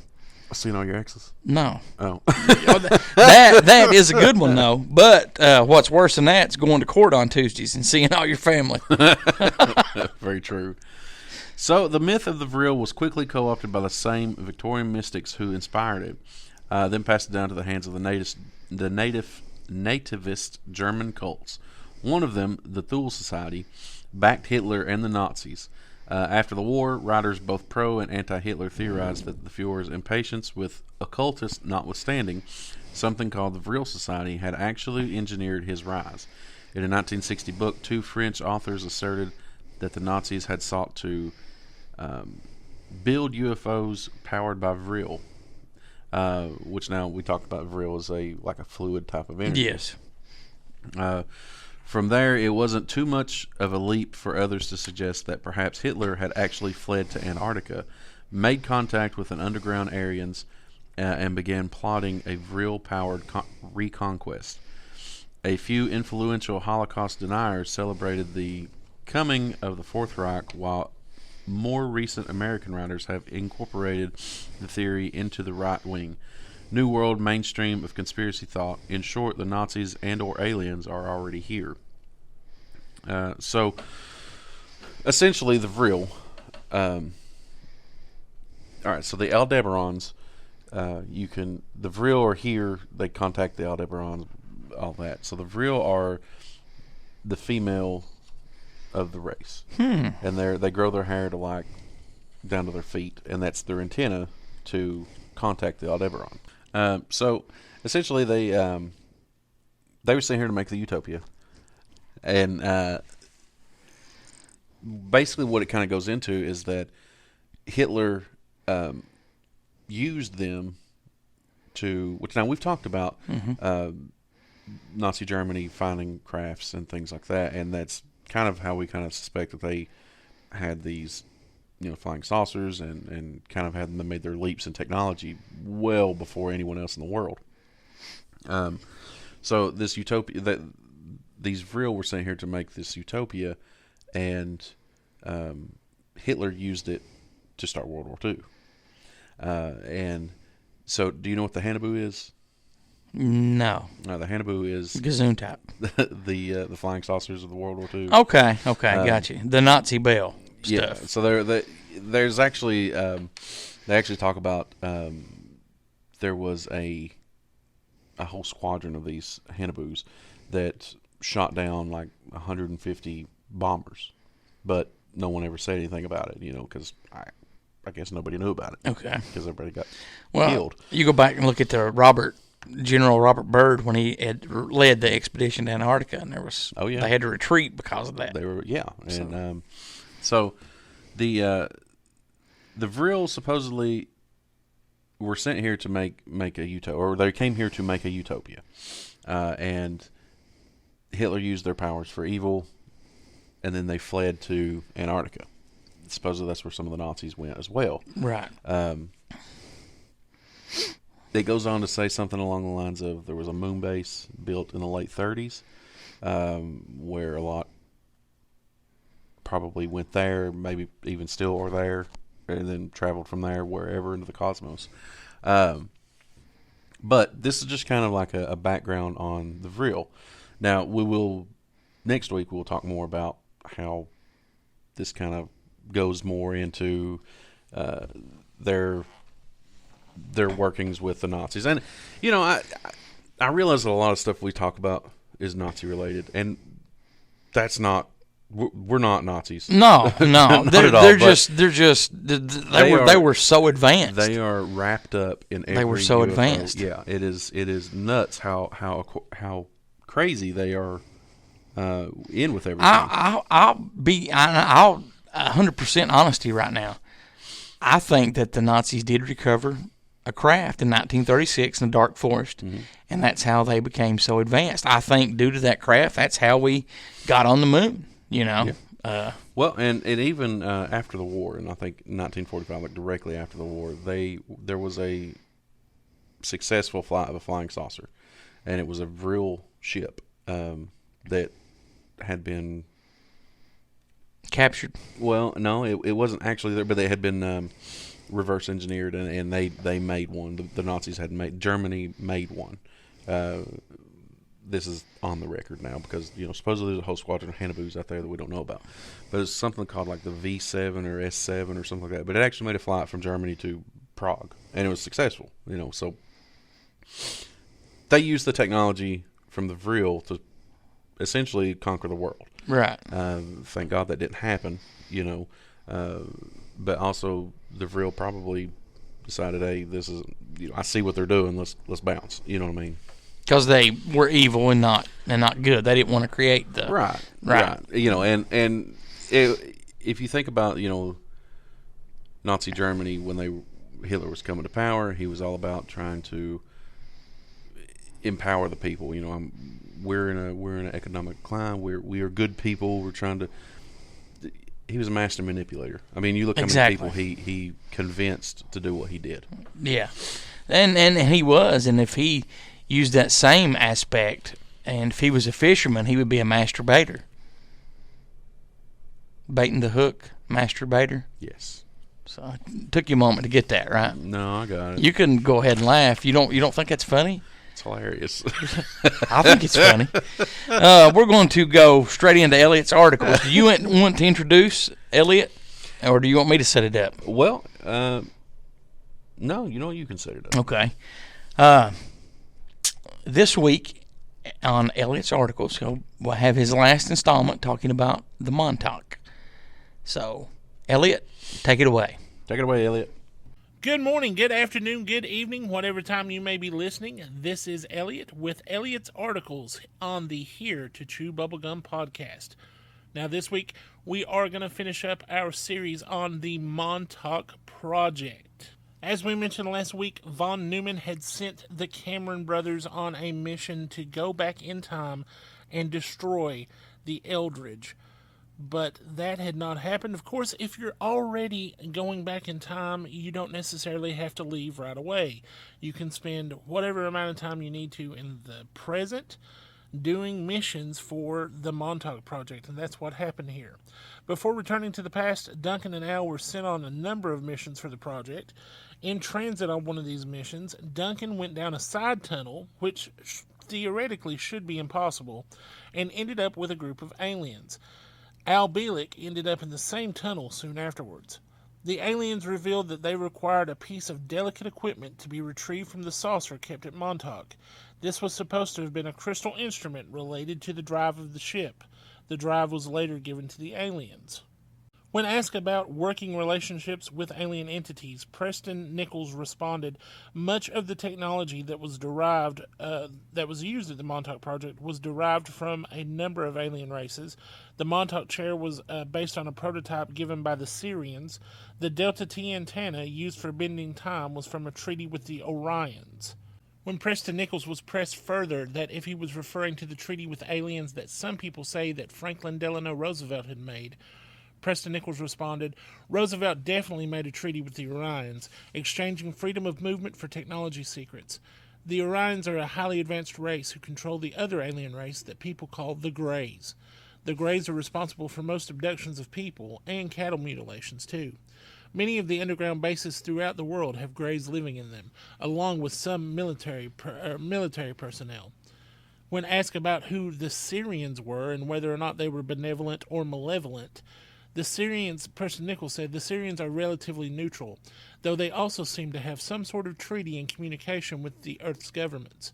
We think that they disagree with the Orions on a number of issues, but that they are unwilling to fight them. There's a rumor that they once lost a great battle with the Orions." Now, this next part can get a little confusing, so please try to follow along, and I'll try to explain it to the best of my ability. But after their alien encounter in a side tunnel, remember all of this is from the Alien Impact book by Michael Kraft. After their alien encounter in a side tunnel, Al and Duncan were returned to the Eldridge in a mid-experiment in 1943. They smashed the equipment, and the ship reappeared 4 hours later to observers. For some still unknown reason, just before the electromagnetic distortion faded, Duncan again jumped overboard, leaving Al, who was known as Edward Cameron at the time, behind. Preston and Al believed that he had been brainwashed to return back to the Montauk of the 1980s to serve the project. Al gave his report to his superiors during the past. These, of course, were not believed, especially by von Neumann, and he was given a leave of absence. Later, he was thoroughly brainwashed to forget that he had ever been involved.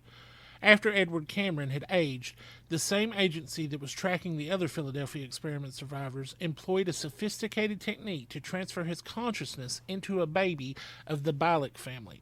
Evidently, someone had decided that Al was to be used again in some capacity, perhaps because of his pivotal role on the Eldridge.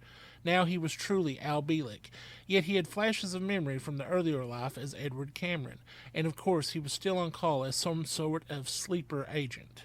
Meanwhile, back in the future, Duncan was also getting a new body. After he'd arrived back at Montauk, his body started to age at an accelerated rate. In a short while, he was an old man. In order to preserve him, he was shifted back some decades. Now, Preston had met the post-Montauk Duncan sometime after his own buried memories began to resurface. After he mysteriously appeared on the scene, Duncan quickly became Preston's assistant in his private lab. Preston grew suspicious, though, and took Duncan to the now-closed Montauk base where they walked around. Not only did Duncan begin recalling some of the events in the past, but he also remembered that he had been programmed to kill Preston later and destroy his lab. He vowed to resist the programmers, and he and Preston would become allies. Al Bielek's story of remembrance was quite different. He already knew Preston and Duncan well from the annual Psychotronic conference and that they all attended. One night at home, he watched on television a movie called The Philadelphia Experiment. As he watched, he noticed that some of the details were wrong, and then that his own memories came flooding back. He traveled to see Preston and Duncan to tell them. "I went up to them," Al said. "I think that I was one of the crewmen on the Philadelphia Experiment, and that both of you were involved in it too. They looked at me and they said, 'We know. We've just been waiting for you to remember.'" Now, over the years, there's been a lot of people who've got onto Montauk Base and taken lots of videos, lots of photos. And in the book, it describes one of the videos. Preston talks about a tape that he has of the Montauk Base. The base, as viewed through Preston's tape, seemed vast and dark, permeated with a brooding atmosphere of evil. How much of this was subjective and based on the story that we've heard? Well, we'll never know, really. But there was one dramatic scene of a grieving Duncan recovering lost memories while in a long bunker full of metal cages. Remembering that it was here that the Montauk boys were tortured and brainwashed, he broke down into loud sobs. The videotape also showed what Preston referred to as an electromagnetic afterimage of the Beast. Now, what is the Beast exactly? Well, in the picture, you can see a man-shaped black blur standing in a corner of that picture. But who or what was this Beast? The Beast caused the end of the project. Worried that the project was reaching apocalyptic proportions, Preston, Duncan, and others formed a cabal to sabotage the operation. According to Preston, it was a contingency program that only Duncan could activate from the chair. When the time was right, Preston approached him and whispered the triggering phrase, "The time is now." Hearing this phrase, Duncan let loose a monster from his subconscious, and the transmitter actually manifested a hairy monster. It was a big, hairy, hungry, and nasty. Think Bigfoot, Sasquatch, a Yeti. It showed up somewhere on the base. It would eat anything that it could find and smashed everything inside. Several different people saw it, but everyone described a different beast. It was either 9 or 30 foot tall, depending on whoever saw it. No searchers were amazed to see what looked like... No one was in a frame of mind to calmly or collectively analyze the exact nature of the beast. While the personnel fled wildly in all directions, Preston's supervisor ordered him to shut down the power. Since turning off the generators had no effect, he was forced to begin ripping out wires and even using an acetylene torch to cut through shielded cables. Finally, the beast faded back into nothing. The Beast is interesting as a description of the relationship between big hairy monsters and the subconscious. According to Preston Nichols, other similar creatures seen around the world may also be related to this phenomenon. The psychic nature of the being accounts for its ability to continue to manifest on sensitive film. Now, all through this series, I've teased a story about Americans capturing Nazi gold. And before I finish, I want to go over that. In 1944, an American troop train went through a French tunnel carrying $10 billion of Nazi gold bullion. The train was dynamited in the tunnel while carrying 51 U.S. soldiers. General Patton was in Europe at the time and investigated the quote-unquote accident, but could find no explanation or the missing gold either. His investigation may relate to persistent rumors that Patton's strange death was an assassination. I'm told, this is from Preston Nichols, that the gold ended up at Montauk, where it financed the project for many years. This was gold worth in today's market approximately $200 billion. After that ran out, financing was taken over by the Krupp family, who controlled the ITT Corporation. So, yes, according to Preston Nichols, Nazi gold helped to fund the Montauk Project. Now, we've talked about the project, we've talked about all the Montauk boys and what all happened, but what did they do exactly? Well, according to Preston Nichols, because of what went on at Montauk, and even during the Philadelphia experiment back in the 1940s, there is now a closed loop in time. Preston Nichols said, "We are currently in a time loop. This loop extends from when the Montauk researchers penetrated into the past up until where they penetrated into the future. It's all fixed, and it seems to be unalterable. This all goes as far forward as the year 2012 AD. Attempts to journey to times after this seem to show a different kind of reality." Excited questions from the audience drew out more information.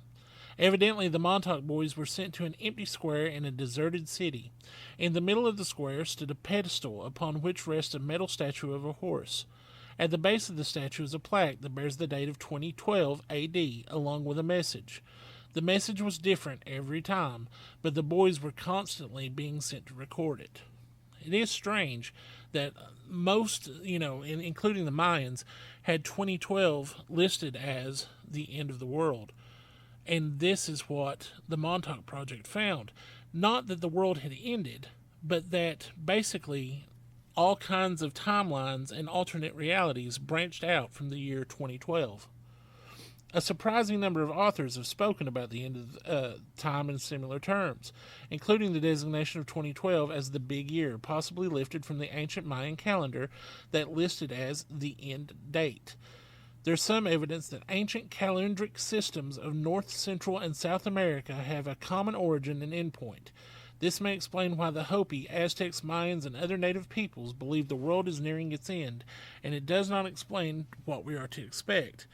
Maybe it wasn't a physical end of the world, but maybe it was the end of a timeline and the beginning of a new alternate reality.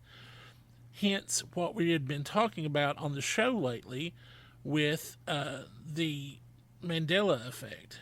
It's kind of interesting if you think about it in that way. Now, the last story from the Montauk Project I will tell you about is apparently the face carved into Mars. This face is apparently carved from a mile-high rock plateau. A mile or two away lies a group of large stone mesas that look like a cluster of pyramids. Much has been made of the sophisticated computer techniques that showed what appears to be an unnatural symmetry in the structures. After the publication of Richard Hoagland's book, The Monuments of Mars, A City on the Edge of Forever, there has been growing international interest in a closer look. NASA, unwilling to admit officially that there's anything to the mystery, seems closer to bending. It's a safe bet that an upcoming Mars mission a few years away will find some reason to explore Cydonia. So what does this all have to do with the Montauk Project, you ask? Well, according to Preston Nichols, there's already a human colony on Mars. Mars was interesting to the Montauk researchers because they knew that there was old technology there. According to Preston Nichols' sources, the entrances to the face and the pyramids were not accessible from the surface due to their construction.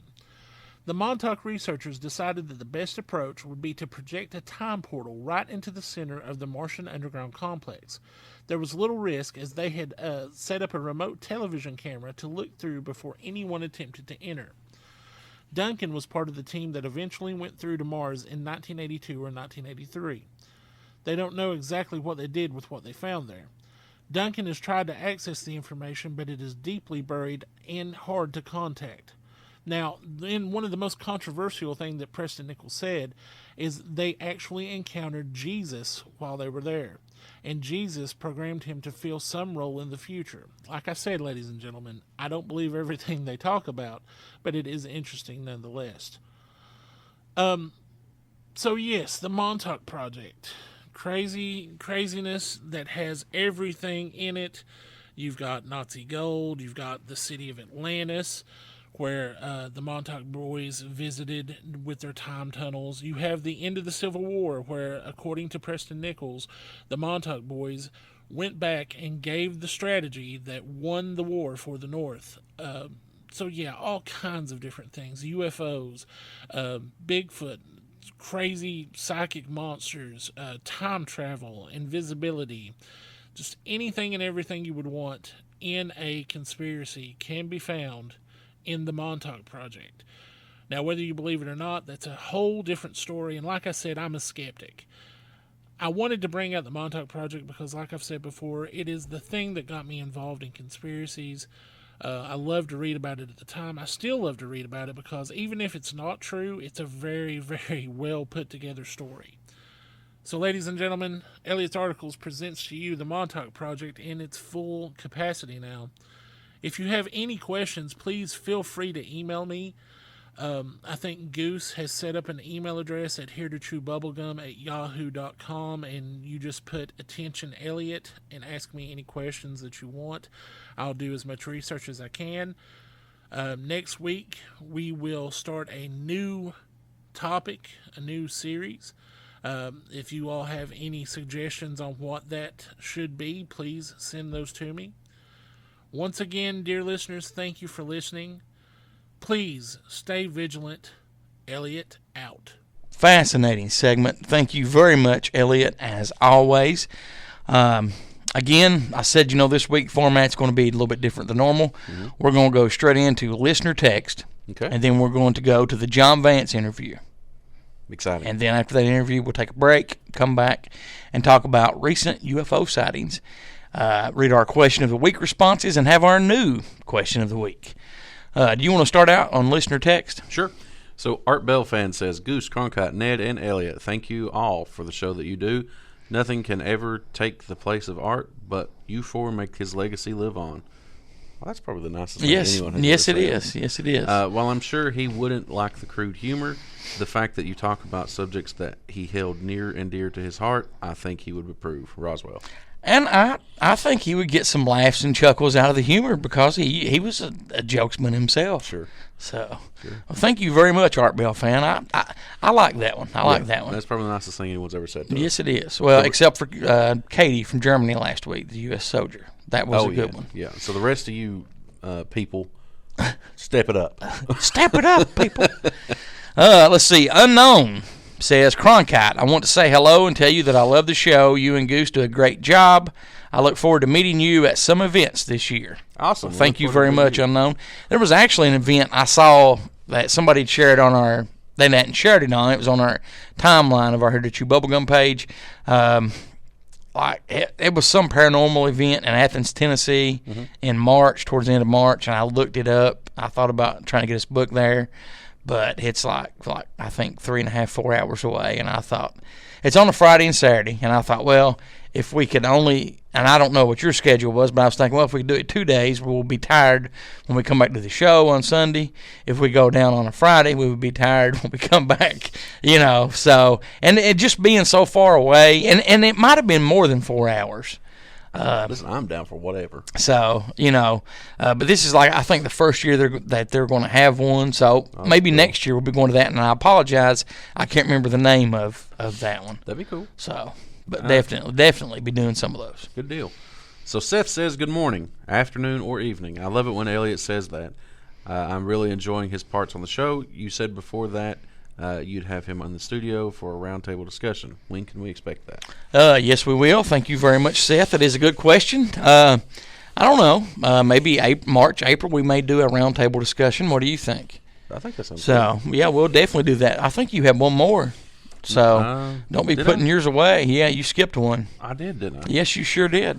But it's my turn now. So POS today. Tammy, 606 fan here. Let me rephrase that. Tammy's the one writing. Okay. And she starts out by saying 606 fan here. All right. And for those of you not familiar, that is the area code where we record the show, where Bunker Studios is at. So anyway, Tammy, 606 fan here, says you guys need to think of a way to promote more locally. I heard about your show on the message board, Roswell. Tammy, thank you very much for that suggestion, and we are actually in the process of doing that. And hopefully in the next couple of weeks we will have some news to share with our audience here on the show. Exciting. Show fan 1 says, now let me ask you a question. Do you copy and paste these, or is this a typo? No, I copy and paste those. Okay, so this is going to be a good one. All right. Show fan 1 says, I found out about your show last week. While I don't find your southern accents eat candy, I may say that the show is good. See, now, had you said that I was ear candy, I would have corrected your eat candy to ear candy. But Okay. I won't. But you're not going to do that. No, I'm going to show your typo to everybody. Okay. Anyway, thank you, Show Fan One, for your kind words. We try hard. Did you read the last line, though? I must say that the show is good? Yeah. Okay. I didn't hear you read that. Yeah, I must say that the show is good. Okay. We do Eat appreciate candy. it. Yeah. No, see, when I collect these, I copy and paste them, print them off, so they're all together. Yeah. Listen, guys, can't help our accents. I have saw you eat candy. Oh, yeah. And to me, the sounds you make when you eat candy is ear candy to me. You know what? It's a good time. Num, num, num, num, num, num, How num. about all? Listen, I mean, we can't help our accents. No. But it is. No, we can't. It is. It's a curse and a blessing. There you go. I'll just say that. But there you go. Thank you for the kind words, and we'll try to keep up the good work. We really enjoy doing the show for you all. Let's see. Dean says, Goose, Ned, and Cronkite. I wrote in before. I enjoy the show and find it entertaining and educational. Ned needs a microphone. I know that he doesn't talk often, but when he does, it seems like he has something very important to say, and it adds to the show. Well, it does add to the show. It's debatable on if it's very important or not. I'm just joking, Ned. I need more Ned, and Ned said. Well, the thing is, we've been trying to get Ned is up, I think, for Ned said. Is he? Correct? I don't know. I mean, I've been trying to get. Last week when he came back, we had a mic and stuff for him. Everything, set up, and Ned didn't say a whole lot last week. I don't know that. I'm not sure. I think Ned will do it. Well, What do you think? I'm starting to lose faith. You're starting to lose faith? Yeah. Okay. We're going to go to the Jon Vance interview. All right. And then we'll take a short break right after that interview. Hello, listeners of Here to Chew Bubblegum. I am Goose, and I'm here with a very special guest of the show, Jon Vance. Jon is Pike County, and he has had several paranormal experiences, and with UFOs, possibly Bigfoot, and the ghost as well. Jon, thank you very much for coming on the show. How are you doing today? I'm doing good, Goose. How about you, brother? I am doing good. Today is Wednesday. I'm not liking this weather too good. I liked it better yesterday when it was like 64 degrees. That was me. I went on a hike there yesterday myself. Now, you were telling me just a little bit before we started the interview that when you went on your hike yesterday, you come across an unusual track. Can you tell us about that? Yeah. Well, to be honest with you, where I'm living at right now is where I first had my UFO sightings. I live about a mile up in the holler, and It happened at the mouth of the holler. But that's where I went hiking at because supposedly there's an old cemetery way back up on the mountain. Well, we went and looked about half a mile down below there to try to, park somewhere to get up there. But we never did find it. But right towards the top of the mountain, there was a water creek, ditch that came down. There was a waterfall and all that we'd seen, a small type. But right through that area, something big had been sliding down through there. I mean, I followed the trail all the way down, but right around that water where it was still wet and stuff, and, the ground was a little wet, I seen a print. And my wife and my 5-year-old was with me. And, I took photos and everything, even have a stick to, for the measurement. And it was at least about 18 to 19 inches in length. And it was a bare naked human-looking big old footprint, probably 6 inches wide, I'd say. Wow. Were you able to make out the ridges on the heel or the lower part of the foot or the bottom of the foot? To be honest, I couldn't see a whole lot of detail on it. Right. It might have been there a couple of days. I ain't for sure, but you could make out toe prints on this thing and the whole outline of the foot. And I've seen plenty of bear prints. I've seen elk prints, deer, coon, possum. I've hiked the mountains here in eastern Kentucky since I was 3 or 4 years old. I was allowed to go up in the hills by myself. But it was just very odd, Me and my wife, when we was going down through there, because it was a very steep embankment. I mean, we was on top of rock cliffs yesterday, hiking at the top of the ridge line. That's where I like to go. And we was, on our way down because we couldn't find the cemetery, and it was probably about maybe 25 minutes before edge of dark. And it was just so odd because it was a very steep embankment. You could see something very wide. I mean, it looked like 4 or 5 foot wide, track slid down just a little bit. Not like a slide, but like, kind of foot sliding down. Right. And right across that ditch line, about 3 foot from that ditch is where it was located. Did you hear anything like branches breaking like up ahead of you in the distance? Or not well, we didn't, but it was either right before that or right after that. I was just thinking about that today. Me and my wife was talking. My dog, we took our Siberian Husky that we rescued with us yesterday, and she got on the scent of something and was tugging me like crazy. And we went maybe 150 yards, if that, from the top of the mountain. And, this is a pretty secluded place where I'm at, and I'm not even a mile from the Fish Trap Lake. Right. And, big body of water, is a man-made lake, if I ain't mistaken. But up in this holler now, just this past summer, I heard the strangest sounds out back. We was living up on a hillside right behind where we're living at now. And my dogs was going nuts. And it was it was like a holler, whoo, but not no owl. And me and my wife both was listening to this. If I ain't mistaken, I might have tried to get an audio recording. Yeah, I'll have to look into that. I have many photos, videos of, things I've seen in the sky and all that. I'll have that through it. Before we continue with the interview, I'm going to send you an invitation. We'd like to have you in the studio sometime.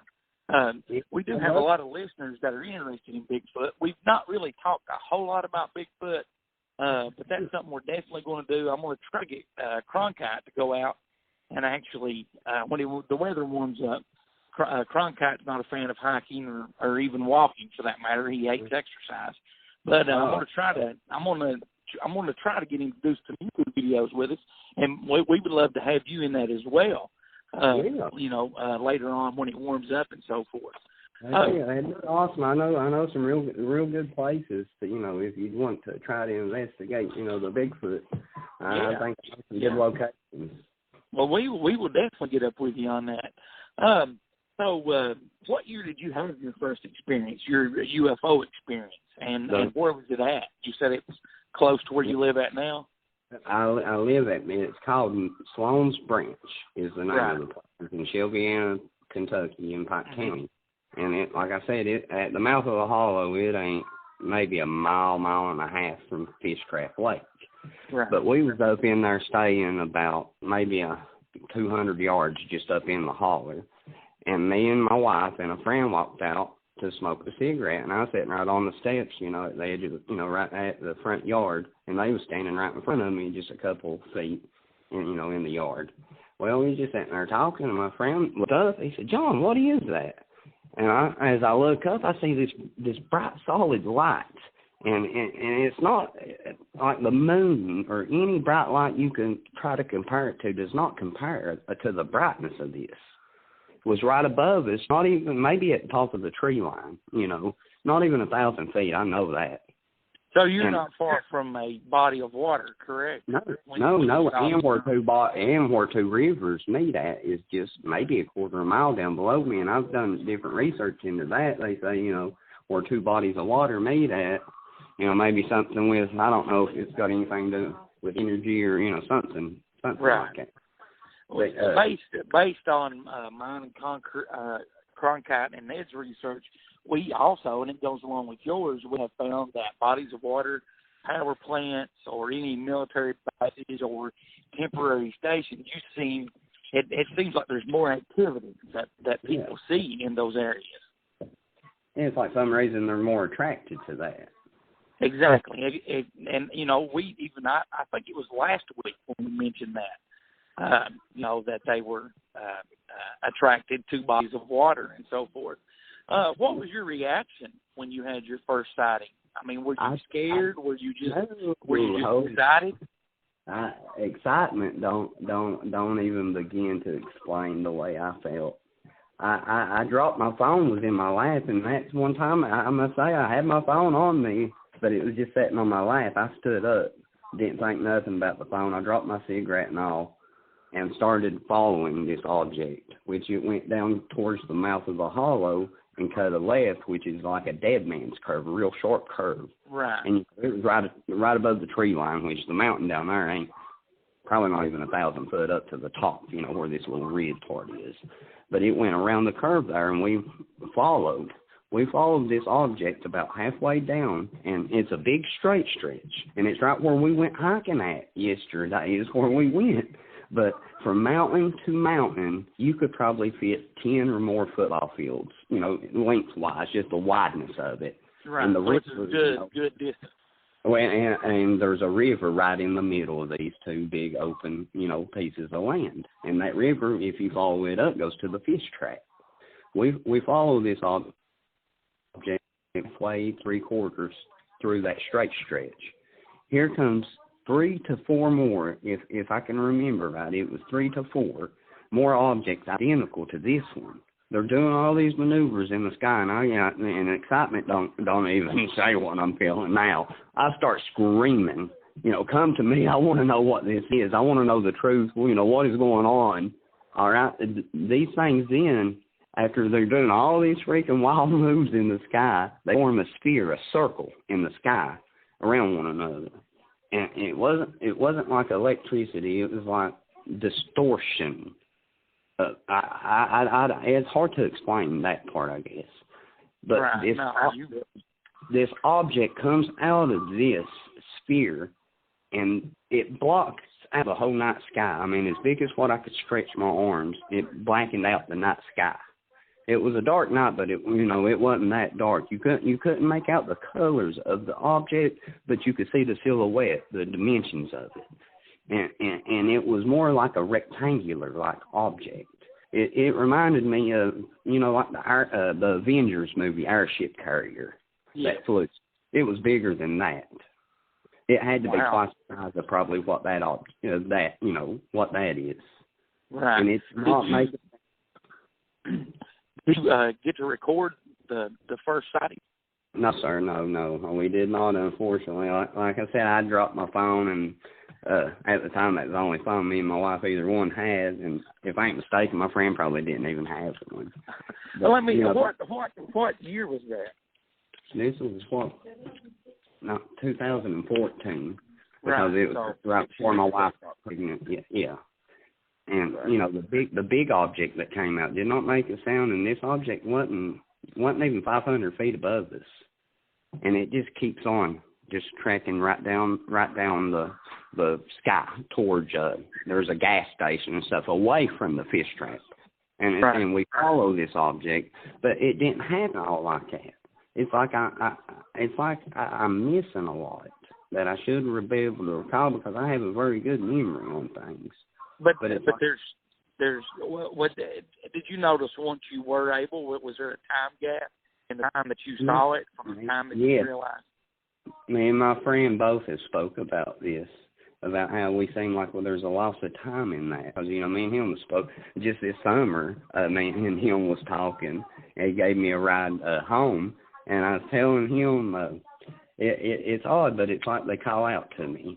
But it's like vice versa. If I can get into this state of mind, I can reach out and ask. I have these little things I say, and if I'm there in my mind, they show up every time, and it's not no hallucination. There's been numerous people who have witnessed this, but my friend, he went nuts.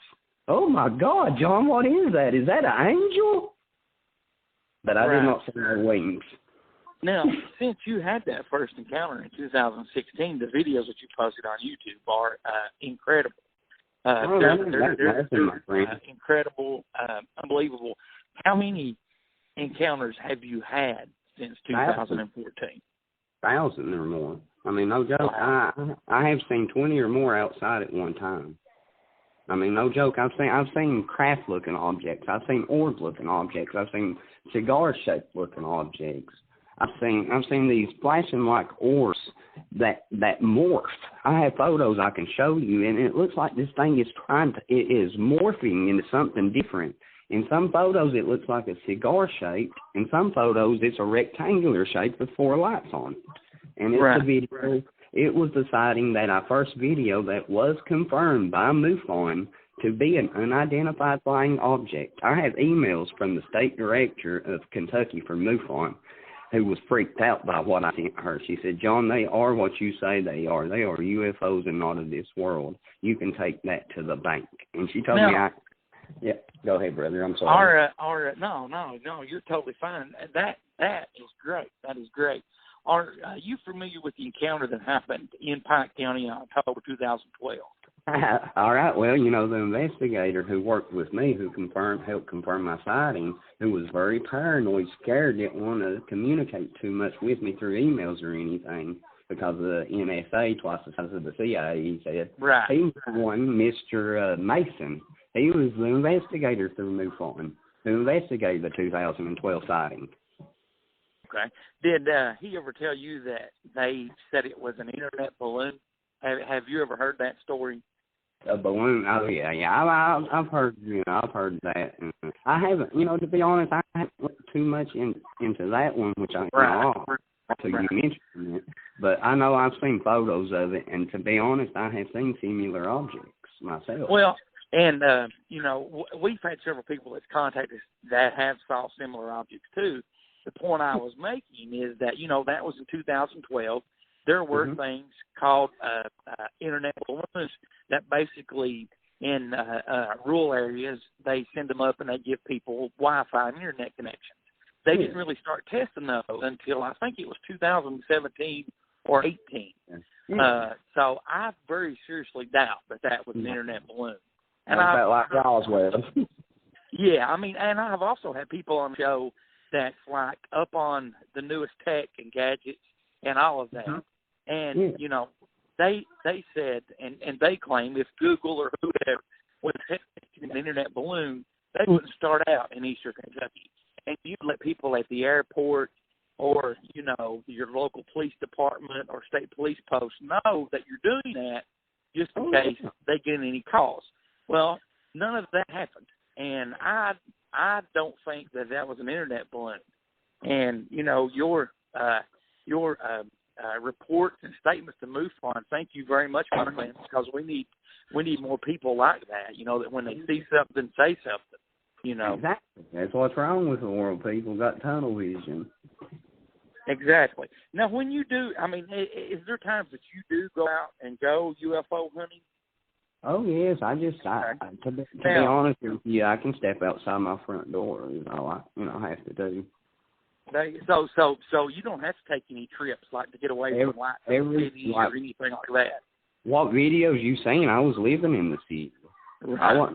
I wasn't a mile from the actual Pikeville city. I was on Town Mountain on a small porch that wasn't maybe 4 foot wide by 10 foot long, and that's where I videoed the confirmed sighting at. Right. So they seem just to follow you and be attracted to you. It seems like it. Yes. We had a sighting up here on the hill 2 years ago that my wife ran into the back of through the back door, scared to death, cussing me, begging me to come in because she had a bad feeling about these strange lights that was so close to us. Right. Now, do you and we've said on the show that I think some of the UFOs are man-made. And they're from this planet that, people don't know about. And I think others are not from this planet. How do you feel about that? I feel the same, just like, back in World War II with the Nazi regime and all that, they say Hitler died in 1945, but that's a bunch of baloney, I believe. They have very high-tech. Yeah, exactly, brother. They have very high-tech machines. A UFO cylinder, saucer shape, even. Yeah. And they had one that shaped like a bell. And that's something that I've seen a lot through ancient times as well. Like in India or some Middle Eastern country, if I ain't mistaken, the Mias or Vimanias or something like that. They're called flying machines they had back in, ancient times. Right. What's the strangest experience that you've ever had? Well, to be honest with you, brother, it would be hard to pinpoint that because I've had probably the most weirdest experience I have twice now astral projected my consciousness outside my body. Once was to this psychic medium I'd met through Facebook, and To be honest, I have tried substances before, hallucinogenic-wise, and those do not compare to what I experienced that day, and I was stone cold sober. Right. Is there any tips or advice that you would give any of our listeners that want to see a UFO? Do you think there's certain ways that people that do want to have encounters can attract the UFOs where they would be able to see them? Oh yes. I believe one thing is to be very open-minded. Very if you ask, to be shown something, you can, it's best to not wish to gain anything except for that experience, I believe.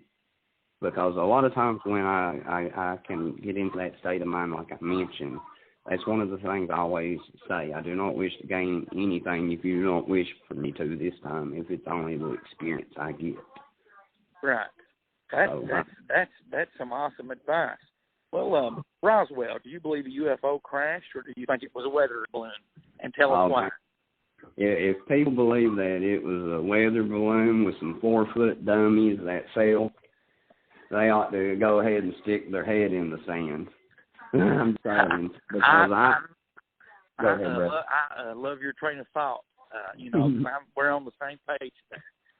And me and Cronkite have talked on the show about how, even in cases like that where people think that, it was a weather balloon, the technology that followed after is unreal.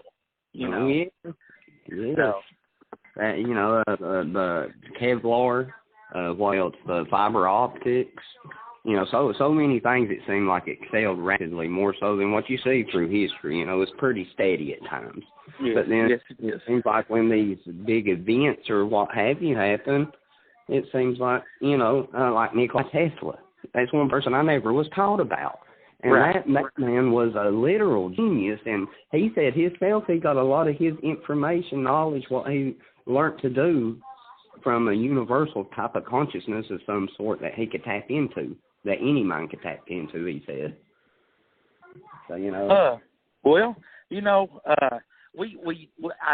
have an open invitation. I definitely want you sometime, hopefully in the next couple months, we'll get you in the studio. Me and Cronkite will both interview you.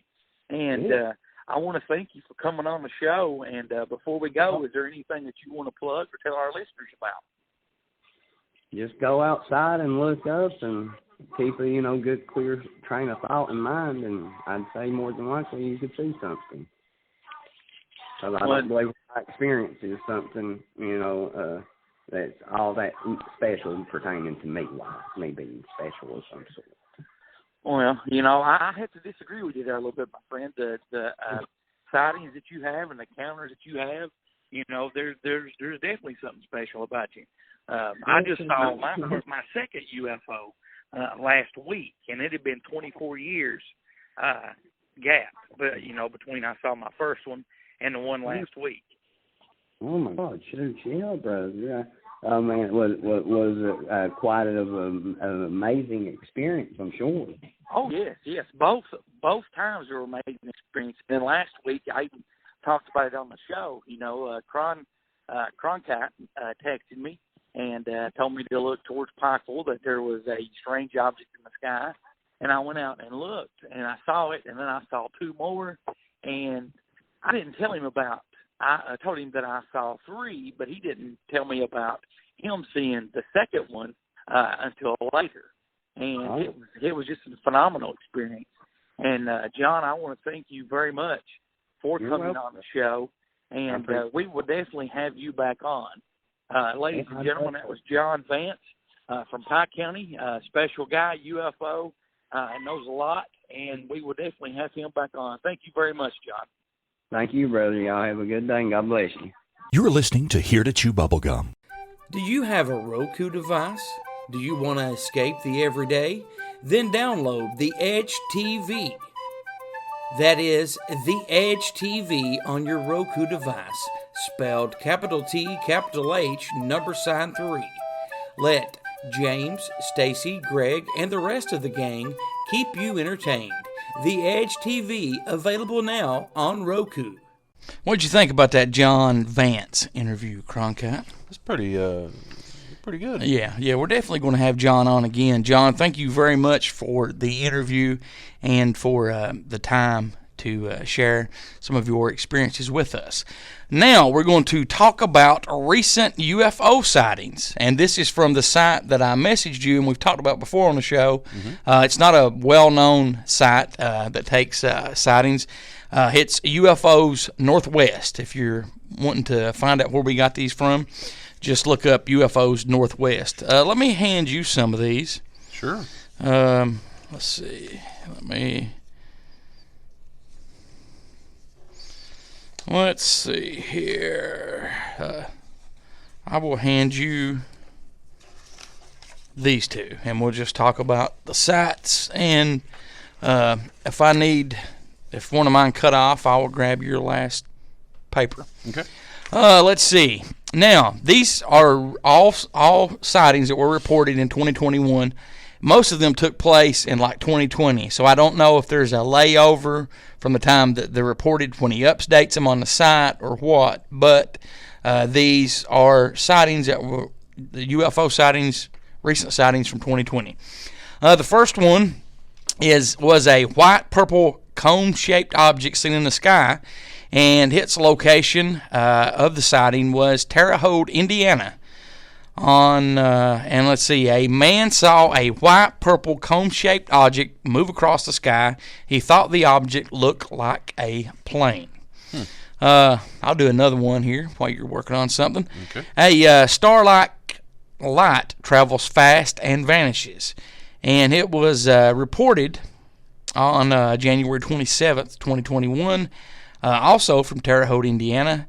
And the description was a man saw a star-like object that traveled quickly across the sky and disappeared. So this could be also the same one that I just read, the white-purple object. Those could be the same ones. Yes. So if you want to, start out and read yours, starts right there. Okay. So, bright star-like object wiggles, dips down, and zigzags. And this was out of North Kelso, Washington on January 20th of this year. This was posted January 20th. Yes. And it was sighted on December 2nd at 2020. And there you can read about it. So it says, I may have had a UFO sighting. My sighting was in Washington State, Cowlitz County, North Kelso, Washington. I noticed a brighter star in the sky and watched it from my porch. After 30 seconds or so, it began to wiggle, and then it dipped down as if it would drop out of the sky. Then it zigzagged and went in a tight circle, all in a small space. This happened on December 2nd. On the eve of December 3rd, I went back out at the same time. I saw the same thing. I downloaded a stargazing app. It is in the constellation Cygnus.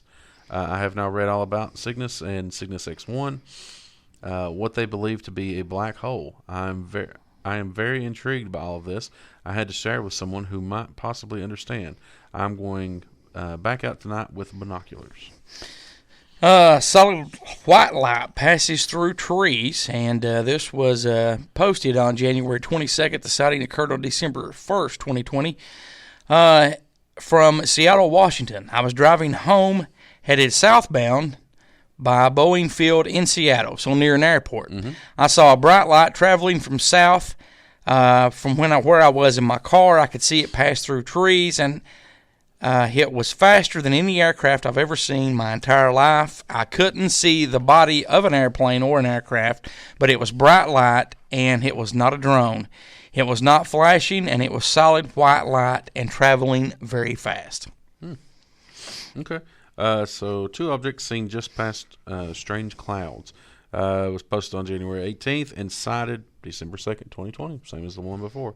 Photo of strange clouds and two objects. I was looking at the strangest clouds I ever saw. I was driving in Brandon, Florida.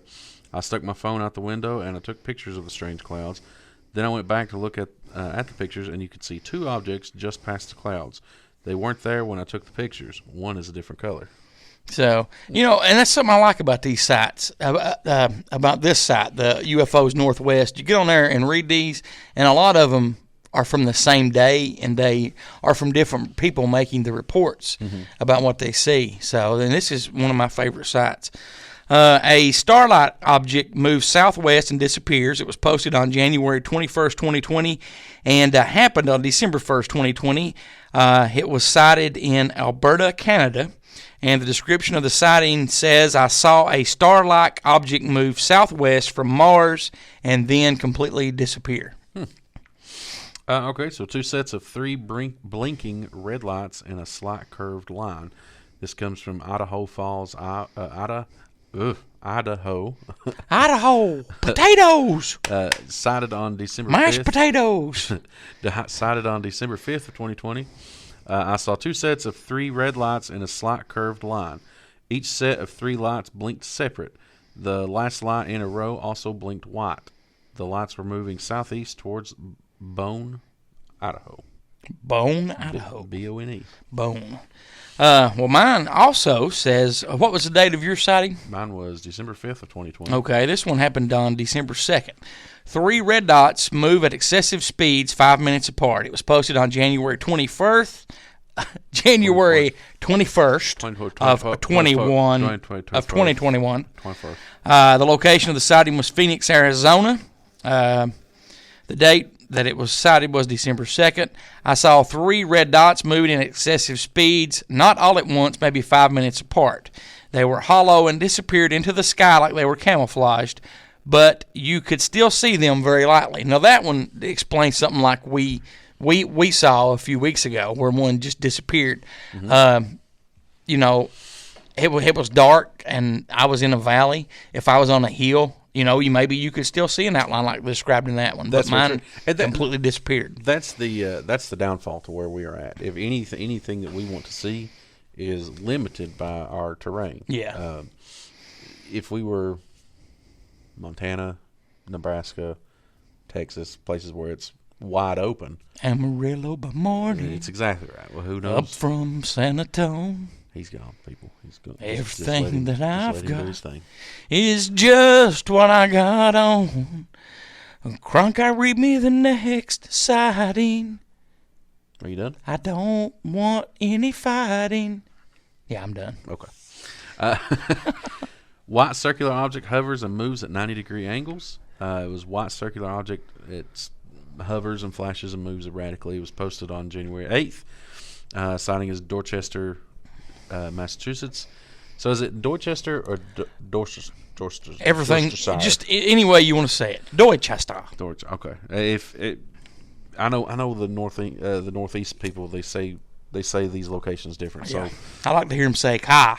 Car. Let's go out and start the car. It's cold. Macaw keys and macaw keys. Yeah. All right. December 26th was the day of the signing. I live on Washington Street, Dorchester, Massachusetts. On December 26, 2020, at roughly 6:04 p.m., I noticed out of my window a white circular object hovering and flashing in the distance. When the object started to move in 90-degree angles in the sky, then it would move towards my location. I started recording it because it was too far away to be sure if its movements. So I used my camera to zoom in and see this object moving in uncharted flight paths as if it was trying to get a better look at something. It stayed in the sky the whole night.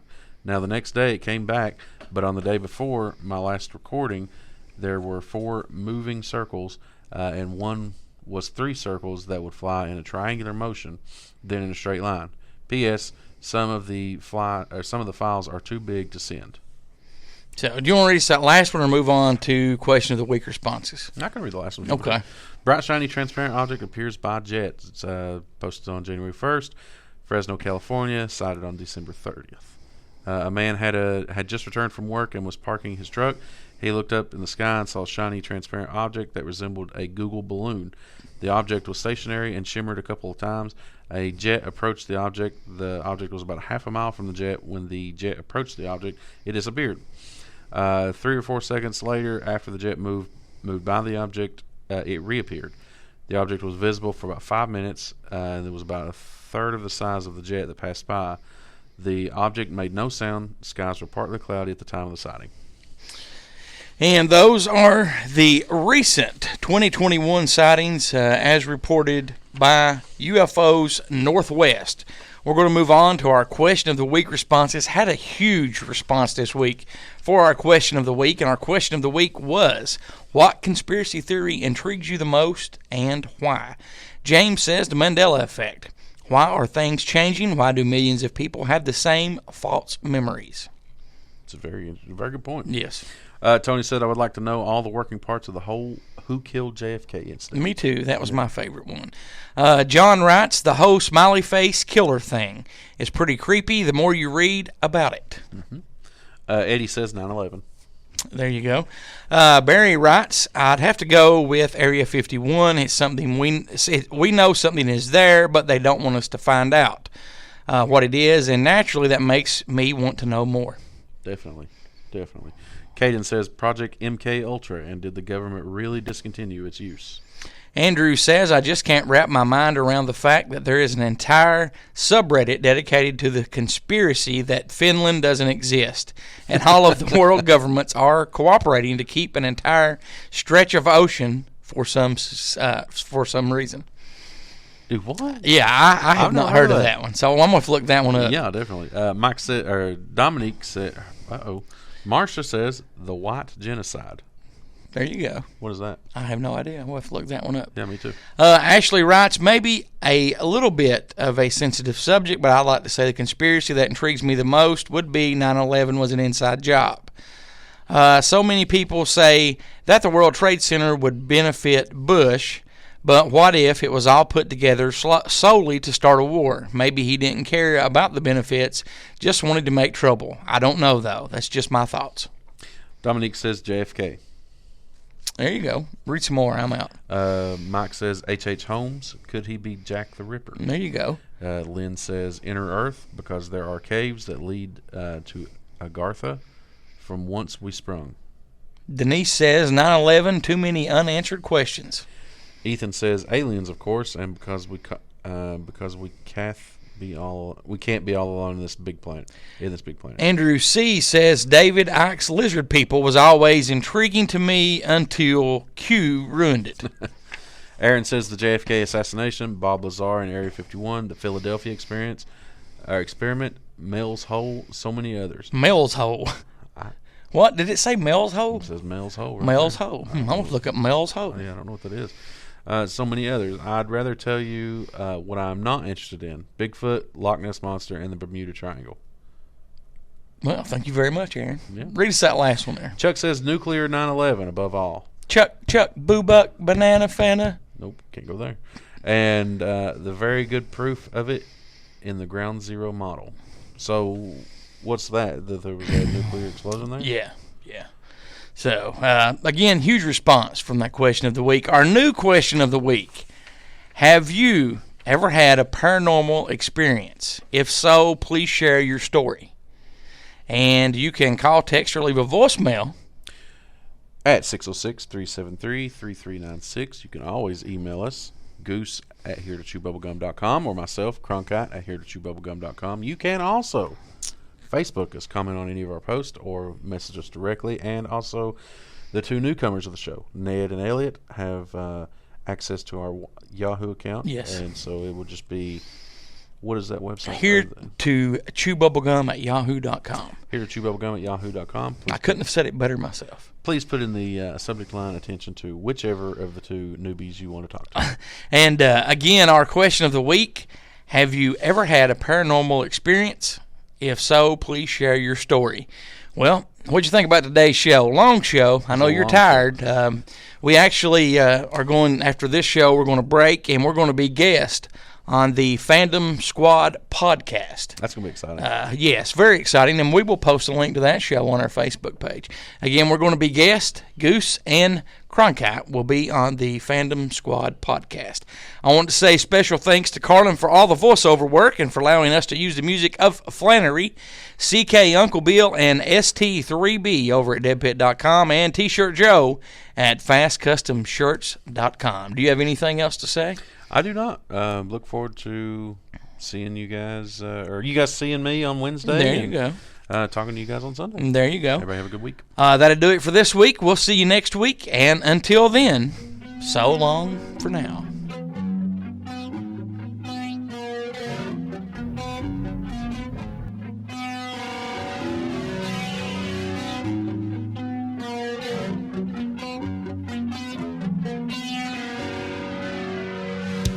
Thanks for listening to Here to Chew Bubblegum. Tune in next time as we dive deeper into things the government doesn't want us to know.